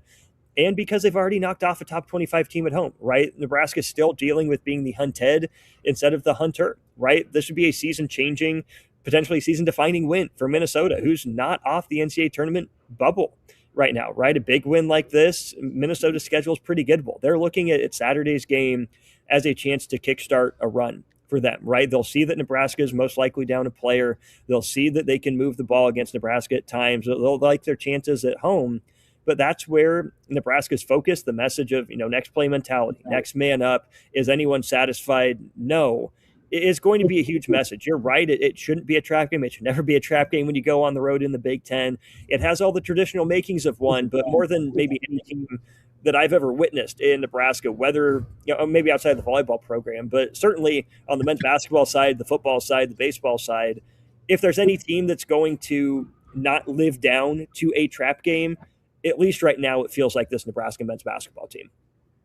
I can't agree with you. Maybe throw in rifle. Those guys have been on a heater. But to your point, it's a rarity to be this good for this long, this consistently. They've done that. So we don't know where the road ends. But, all these games are tough, especially in the Big Ten, especially on the road in the Big Ten. But to your point, the Huskers have handled it every single time thus far. That's why they're undefeated. That is Austin Norman. I'm Harrison Darns. Don't go anywhere, though. I do believe Nick Wyman, he's going to keep this thing running. So if you guys have any more thoughts, 402-464-5685. Don't go anywhere. Husker Hoops postgame show, 93.7 The Ticket. Unearth the secret to long-lasting tires at Tread's Central Tire Pros, a league apart in commitment, service, and expertise. This isn't just about rubber meeting the road, but trust, safety, and surety converging in perfect harmony. This is where expectations are exceeded every time. Make your appointment today at Tread Central Tire Pros, just south of Cortland on Highway 77, or visit our website to explore our services. Remember, when it comes to tires, choose Tread Central Tire Pros because we tread differently. Big value and big flavor meet at Wings and Rings thanks to the all-new delicious Duo Combo. This is the one you've been waiting for. Get one half-sized appetizer and 2 entrees with a side for only $19.99. Bring a friend for the best deal in town on any day of the week, during game time, or whenever the heck you want. Their made-to-order wings and chicken sandwiches are waiting for you at their 68th and O and 40th and Old Cheney location. Stop by Wings and Rings and celebrate every day with the best meal deal in town. Hey Husker Nation, this is Todd Euler, two-time national champion, here to talk to you about Window World Lincoln. At Window World, we specialize in replacement windows, doors, siding, and roofing. Whether you're looking to enhance the beauty of your home or increase its energy efficiency, we've got you covered. And here's the best part. We offer the best for less. Our team is dedicated to providing top quality products and exceptional service at affordable prices. We want to earn your business and make your home improvement dreams a reality. So why wait? Contact Window World Lincoln today at 464-7313 or visit our website at windowworldlincoln.com. Window World Lincoln, where quality meets affordability. Shopping for new flooring is different today. Getting your questions answered, making the right selection, getting the best value, and installed quickly and professionally. Visit ostreetcarpet.com or shop our store. We'll answer all your questions and help you make the right choice. You'll be enjoying your new floor in just days for less than you'd pay elsewhere. Carpet, vinyl, wood, laminate, tile, and area rugs. We've got it all. O Street Carpet. 1732 O Street. Family owned and operated. Always the best value. When you were a kid, clubs were cool. Robotics club and space club and stuff like that. But what do adults get? Book clubs and quilting clubs? Nah, forget that. How about margarita clubs and old-fashioned clubs? Get to Upside Bar and Lounge for the best clubs in town. Try all 10 varieties of Upside margaritas or old fashions and take home a free souvenir glass. Grab the whole crew and pair it with Taco Night on Mondays or Whiskey Wednesdays. Upside Bar and Lounge at 29th and Pine Lake. So as women, we're so hard on ourselves, and I just wanted a simple way to feel confident again and to feel like me again. And the Spectrum 7 at Max Tan gave me that little spark back and can also give it to you too. A full body light that makes my skin and my spirit feel brighter. When it comes to concrete, Stevens & Smith Construction doesn't stall. They go for the takedown. As Nebraska's full-service concrete contractor, they stay in bounds, hold inside position, and never forfeit quality. Whether it's foundations, flatwork, or concrete coatings, they elevate performance and pin down results that win every time. Stevens & Smith Construction is a proud sponsor of Takedown Tuesdays on 93.7 The Ticket. Because when it's time to wrestle with concrete, Stevens & Smith Construction slams expectations. Hi, I'm Scott Miller, Business Development Officer at Midwest Bank's Lincoln branches. As a lifelong Lincolnite with over 30 years of experience in financial management, I'm here to help your business grow and succeed. My focus is building strong relationships with businesses and clients across Lincoln.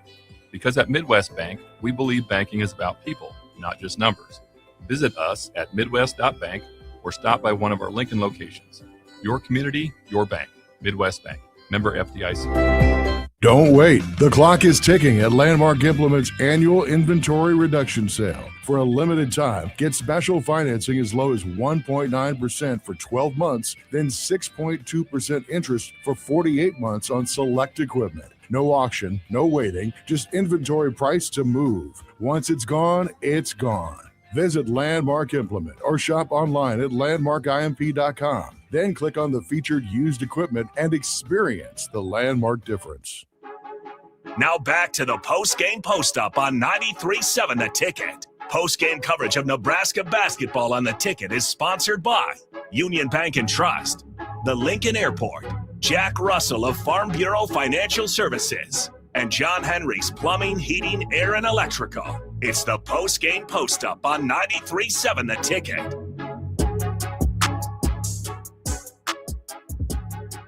Welcome everybody back into the 93.7 The Ticket Studios. Nick Wyman closing out the day here for the final half hour here on the Husker Group's postgame show. Thank you to Harrison, Austin doing a phenomenal job. I know we like to say he's a veteran. This is only his second year of going to the games, but he is the veteran of the bunch. So I will also consider him a veteran of the group. He is the guy. And Harrison was driving the boat. Had an hour with him before filling in for Austin. So he was at the press conference with Fred Hoiberg. Nebraska winning 76-66 over the Washington Huskies. Huskers still undefeated, top 10 in the nation, number 7th highest ranking in program history. Continuing to make moments, and what a moment tonight. Nebraska continuing to win. We've had a lot of fun here tonight. Let's close out this last hour. First off, I got to thank some sponsors. Union Bank and Trust. Get a great rate on 6, 12, or 24-month CDs with Union Bank and Trust. Learn more at ubt.com. And then John Henry's Plumbing, Heating, and Air, and Electrical, proudly serving Lincoln, Omaha, and the surrounding areas.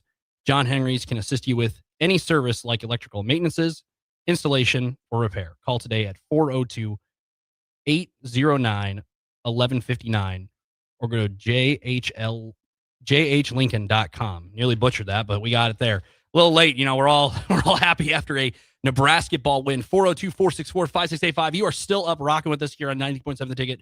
Yeah, we're giving you 2 hours of post-game coverage here tonight on The Ticket.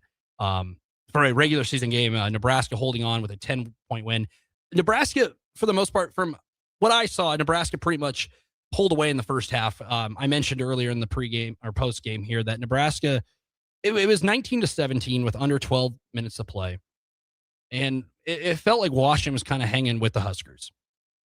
And then Nebraska all of a sudden built up a double-digit lead in a quick span.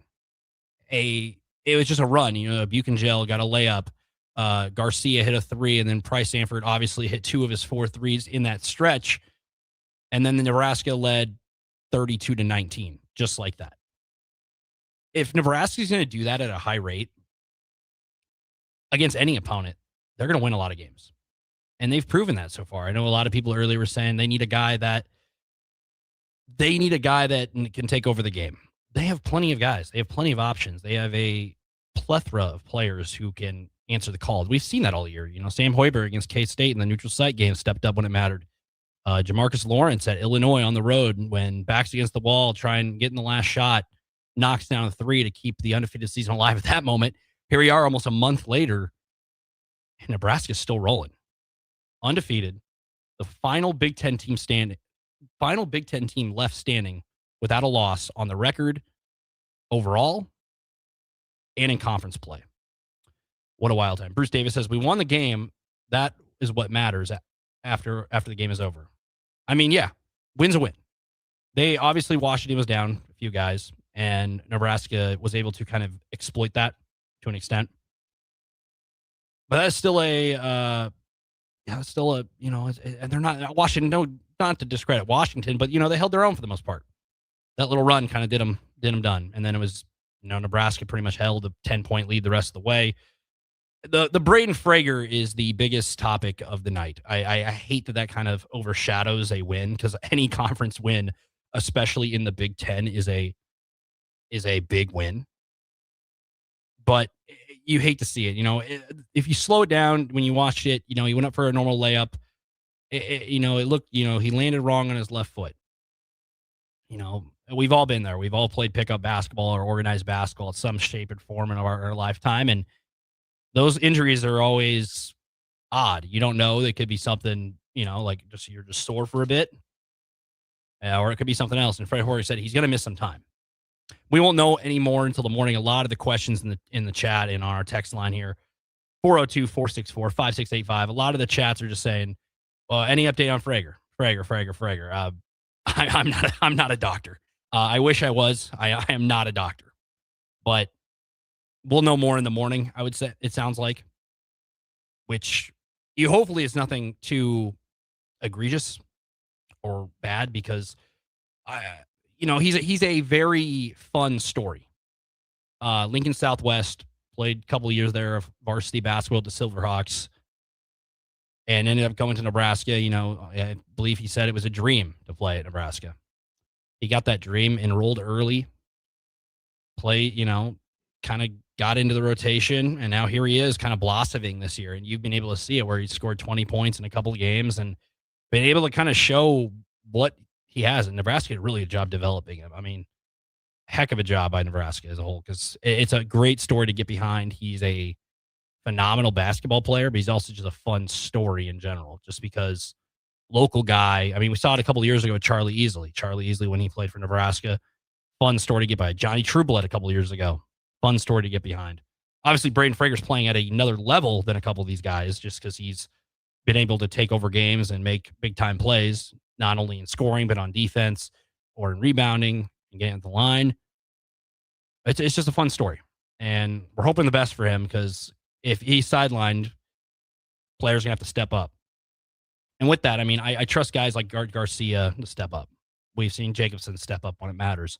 Like, I trust the coaching staff at Nebraska to be able to pick and plug guys in the rotation and be able to give them more minutes. I trust the process, essentially, that they can pick and plug guys in and be able to keep things going. 424-645-685. We got one more break coming up later, but this team, I mean, 19-0 at this point. This is just crazy. I like to look at the box score a little bit. So Bryce Stanford, 23 points, 8 of 13 shooting from the field, 4 of 7 from 3. I mean, he scored 3 straight games of 20-plus points at this point. I mean, coming into the year, we knew he was going to – we saw him when he was at Iowa a year ago.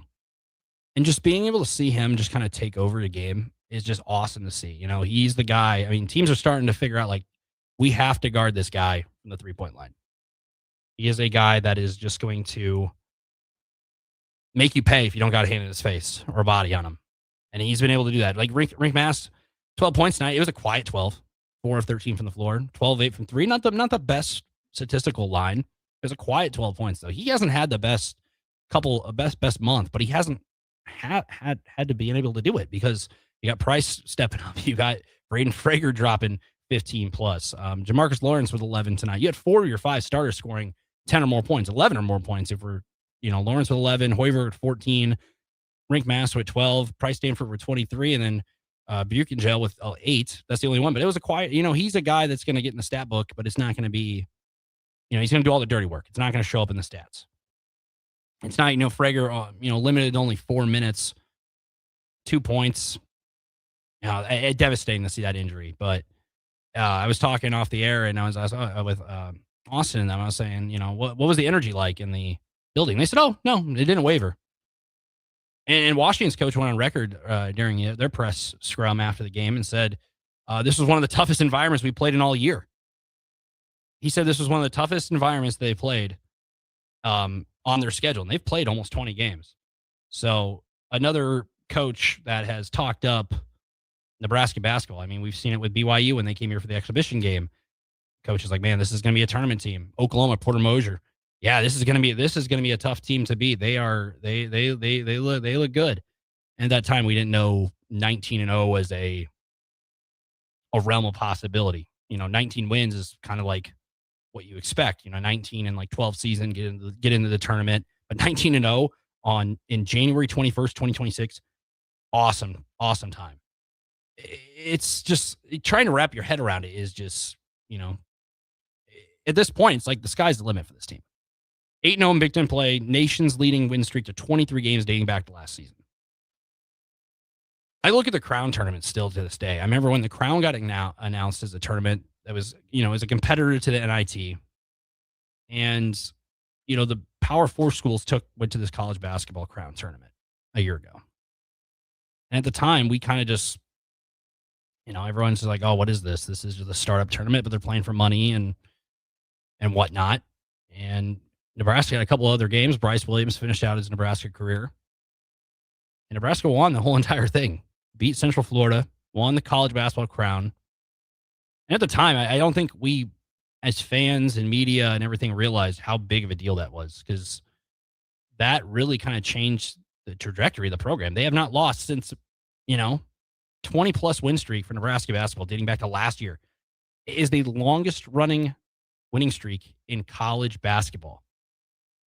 Like, that is a sentence that unfathomable. I mean, it's crazy. Going back to tonight, Nebraska as a team, Nebraska shot 50% from the field, including 11 of 29 from the three-point range, marking the third straight game Nebraska shot 50% or better. I mean, earlier in the show, we one of our chatters said, it was underwhelming, an underwhelming performance tonight. I mean, if you're shooting 50% from the floor better, 3 straight games, you're going to win a lot of basketball games, no matter the level, high school, college, pro. You're going to win a lot of basketball games. So a Nebraska basketball team that is, only winning by 10 points at home is underwhelming. That means people have higher expectations for this group. And as the season's progressed and stack and win after win, the expectations are continuing to rise. So you go from an Oregon game. Obviously, this is also after the Oregon game when Nebraska dominated, put up 90 on them. And so you compare apples to oranges with those 2 games against former Pac-12 schools. I just don't see how, underwhelming. I mean, would you like to win by more? always. You'd like to just, handle business and get out of there with the win. A win's a win. Any win in their conference, Austin was saying it a couple minutes ago when he was on, any win in the Big Ten Conference is a good win, no matter the opponent. It is a conference where you have to bring your A game every game. Conference play. Whether that be the Big Ten, the ACC, you name it. It is a tough conference. Conference wins are tough. I mean, look at Purdue. Purdue last night had to go down to UCLA. They were atop the Big Ten standings with Nebraska, and Purdue loses. And that puts Nebraska as the only undefeated team in conference play left. I mean, it's a time. I mean, Steinbach for Washington, though, I have to give credit where credit is due. He finished at 21-12. He led the way pretty much for the Huskies. He's had a couple double-doubles this year, and he's going to be a guy that is tough. Bruce Davis in the chat again. I'm happy with Nebraska if we can go 1-1 on the next 2 games. Well, we'll get to preview the upcoming game, which is this weekend against Minnesota. You can also listen to post-game coverage on Saturday, right after the final buzzer of that game between the Golden Gophers and the Huskers. That is a game where you cannot overlook your opponent. Like I was saying, Big Ten Conference, any game in the Big Ten is a big game, no matter the team. Some people worried about Northwestern last Saturday, myself included. I was like, this is a tough game. You're the talk of the town. You're the talk of the college basketball universe. And you have to go on the road to play a Northwestern team where Nebraska hasn't done well up there against Northwestern. There's guys like Boo Buie a couple of years ago, guards who just gave Nebraska fits. Gave a lot of teams in the Big Ten fits. And Nebraska handled business. Tonight, handled business in conference play. And yes, Bruce Davis again. Yeah, that's right. Don't overlook any team. I agree. Minnesota is going to bring, Nebraska is at the top of the podium right now, the Big Ten standings. They are on the podium at the top. It's a reality right now. It is a reality that Nebraska is a team that teams are looking at and going, yeah, we have a chance to beat these guys. So a team like Minnesota, Nebraska is going to be, they're going to have their attention. Nebraska is going to be, they're going to want to knock them off. The team that Nebraska, going undefeated in college basketball is hard. I will say that. It barely happens in this day and age of college basketball. It's hard. It's very hard. The team that beats them is going to celebrate. Minnesota's on the same length as Washington. 10-9, 3-5 in conference play. So they are on the same record. They are coming in with 4 consecutive losses. Their last one was against Iowa, 70-67. Since then, they dropped a 1-point game at home to USC. Then they dropped a 3-point game at home to Wisconsin, 78-75. Following that game, they went on the road to play Illinois. They lost by 10, 77-67. And just the other night, they went into overtime with Ohio State and ended up losing by 8, 82-74. So they are a team they're kind of like the Northwestern. They're trying to get back get off the losing skid. However, they're running into a team that is on a heater and is just not losing, no matter what. So you're in that same situation at 11 o'clock next Saturday. We'll preview a little bit more about that one in the final segment after our break here in a little bit. But the last thing, Nebraska, you talked about those last 2 games. Like, it is one game at a time. That's just basketball in general. What's next? What's next on the schedule? You can't look, I remember when Nebraska beat Illinois and Michigan State. Michigan State was right when the calendar flipped to 2026. And then people were like, oh, if we win if Nebraska wins these next 6 games or whatever, they got a big game in Ann Arbor against Michigan. Well, there's 6 to 7 or 8 games still left. A lot can happen in that stretch. And so far, a lot of wins. Gutsy win against Ohio State on the road. A comeback that was unbelievable against the Indiana Hoosiers on the road. A dominant performance against Oregon at home. And then these back-to-back wins against Northwestern on the road in Washington tonight. They're wins. Some of them were tough. Oregon, an outlier, won by, one of the largest wins in Nebraska basketball history inside a conference. But before that, Michigan State, after they got past that test, Ohio State was a close one. Indiana was a improbable comeback Bruce Davis again. Thanks for chatting in. I'm Bruce Davis here on a Wednesday night here on nearing midnight in the capital city. That one game at a time. I don't like looking ahead. That's just me. I agree. I think it's one game at a time. You can control what you can control. Maybe, Michigan's probably got a game coming up here in the next couple weeks. Michigan lost to Wisconsin. That's their one loss in conference play, one loss on the season. I mean, they got Ohio State on the 23rd. They got a tough game on a Friday night national televised game in a Michigan-Ohio State game, which obviously is a big deal in basketball season. It's probably just as big a deal in the basketball world. They have Ohio State at home on the 23rd and then have 4 days for Nebraska. Just like Nebraska has Minnesota on Saturday, Michigan is looking one game at a time, I believe, as well. They did get beat by Wisconsin at home. That was the one loss. And since then, they beat Oregon by 10. And they beat Indiana earlier tonight, 86-72. They're going to have Ohio State, and that is a gutsy Ohio State team. They don't have much depth. They are a tough, they're a gutsy group. They usually, when Nebraska played them, they only had the starters scored. The bench didn't make a single shot or only attempted 3 total field goals. Didn't make a single one, didn't score. But they're going to have a handful. And then after that Nebraska-Michigan game, we could do all the, what if these two teams win, which could possibly happen on Friday and Saturday between the Wolverines and the Huskers. If that happens, then circle January 27th. That is a date that, it would just be something that unreal situation where both teams are probably ranked inside the top 6, top 5, maybe. That is just we got a couple of comments here before we go in. Let's see what we got here. We got 2052 says Hoiberg usually doesn't score 12 to 14 points. When Frager is out, he will need up and keep that up. Mass needs to average 18 and will be good in shape. Only concern is foul trouble.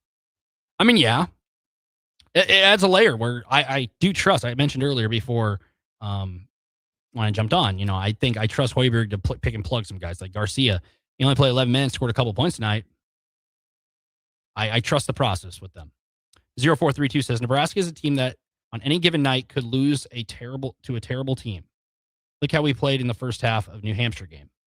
You could pick any game with any team and you could say the same thing. Michigan lost to Wisconsin. Nebraska beat them by 30. That's just, you can pick any game. You can pick a game from, any of the wins. You could say, if this happened, Nebraska would have won this. This Michigan team had trouble with a couple teams down the stretch too, but like Michigan nearly lost to Penn State. And Penn State's not all that in the Big Ten Conference. It's a tough conference win. Don't get me wrong. It's a tough. Every game in the conference is tough, but we're gonna go to break. One more final time. We'll come back. We'll wrap it up. We'll preview the the game on Saturday, the Gophers and the Huskers, and maybe looking forward to that Wolverines Husker game. But thank you everybody for rocking with us here on 90.7 The Ticket. We'll be right back. One more break. It'll be a quick segment, but we'll wrap you up and send you into your Thursday. Empire Netting and Fence delivers top-quality netting and fence solutions. From major sports venues to backyard installs and everything in between, coast to coast. We take on tough jobs with grit, integrity, and a strong commitment to safety. Empire is growing, and we're hiring motivated people ready to grow with us. We build each other up, and we're building something big. Think you've got what it takes? Apply now at empire-fence.com. That's empire-fence.com. Start your Sundays off right with Jeff and Nicole Essink on Fitness Fanatics. Jeff and Nicole discuss health and wellness, how to achieve fitness goals, and more through the life of gym owners and gym goers. It's Fitness Fanatics from 9 to 11 a.m. on Sundays on 93.7 The Ticket and theticketfm.com. Bagels and Joe is the perfect place for breakfast or lunch in January. Try their hot chocolate latte, cookie croissants, and special winter flavor hot cocoa cream cheese on any bagel. 4 locations in Lincoln and 1 in Seward, Bagels and Joe.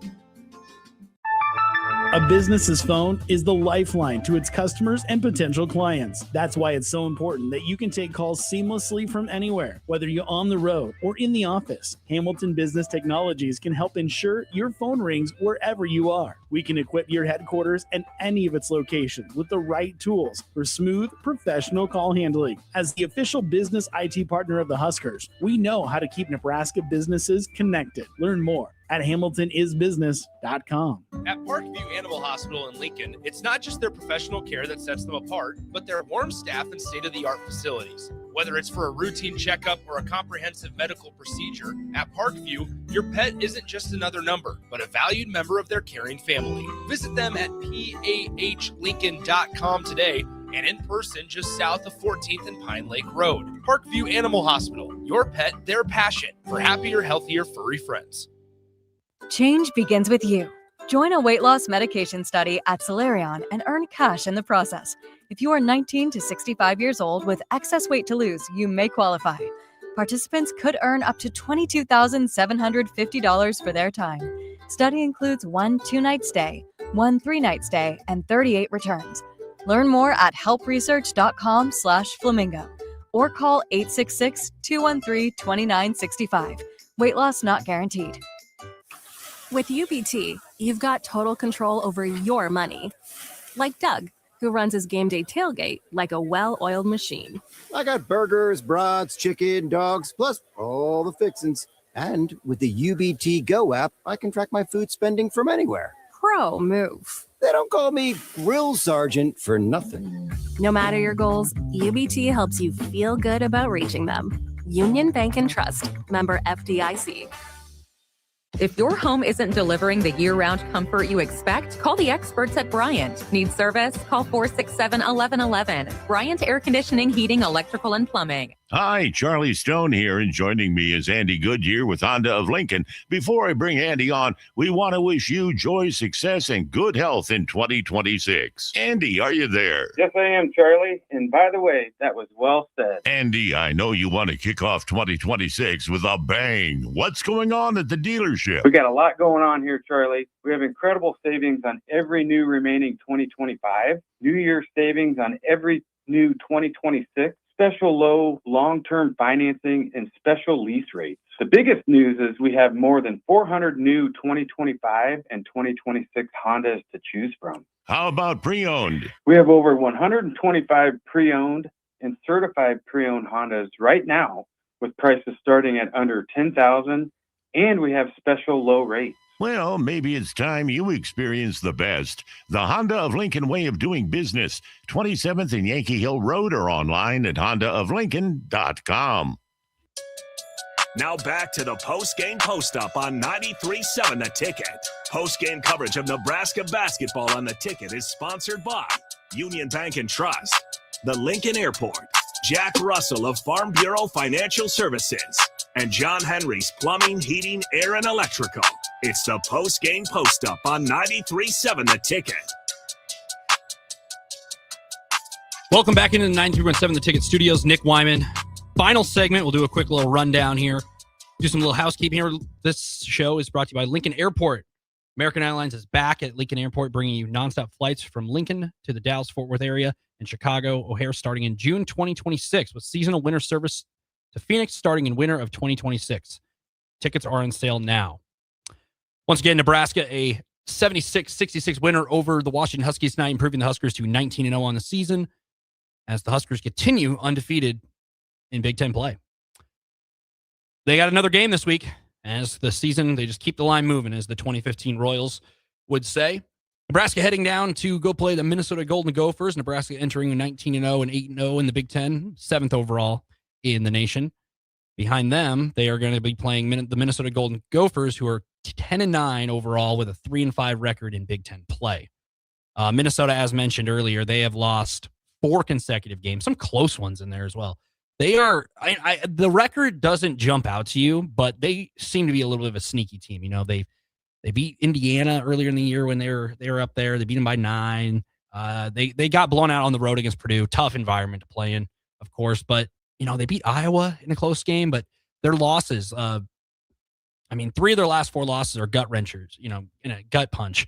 Lose to USC by 1, Wisconsin lose by 3, Illinois lose by 10, and then Ohio State take the Buckeyes to overtime on the road, and then fell, you know, couldn't put the ball in the hoop, lose 82-74 in overtime to the Buckeyes of Ohio State. So Minnesota 10-9, I don't let the record fool you. I think they are a tough team. They're inching for a win. Like this, it's kind of Northwestern all over again. Northwestern entered. They didn't win a game since the calendar flipped to 2026.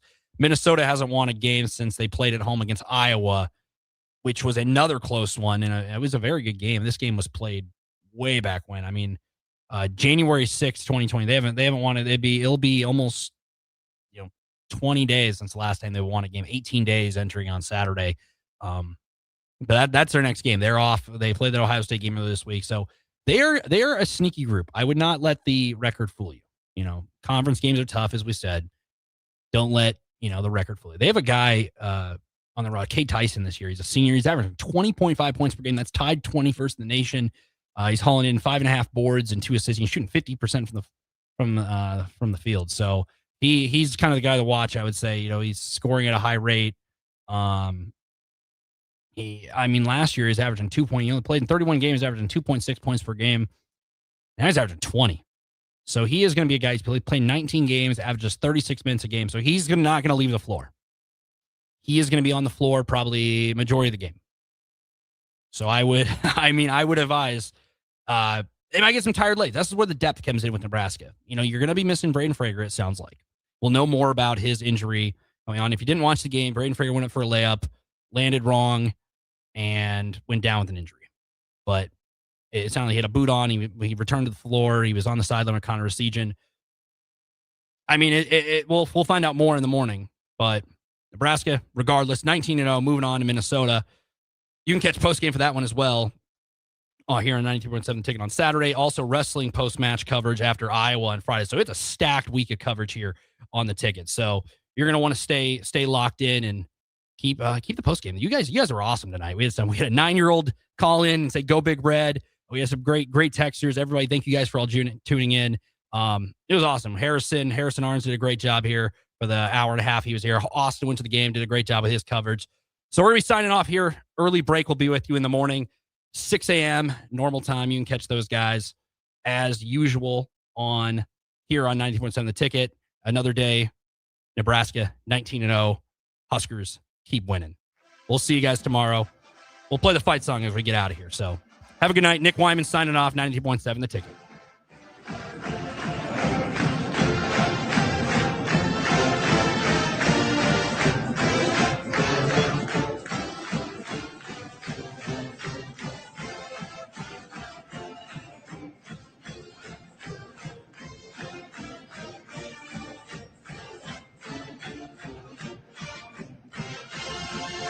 In a world where Wi-Fi battles rage and bandwidth is never enough, one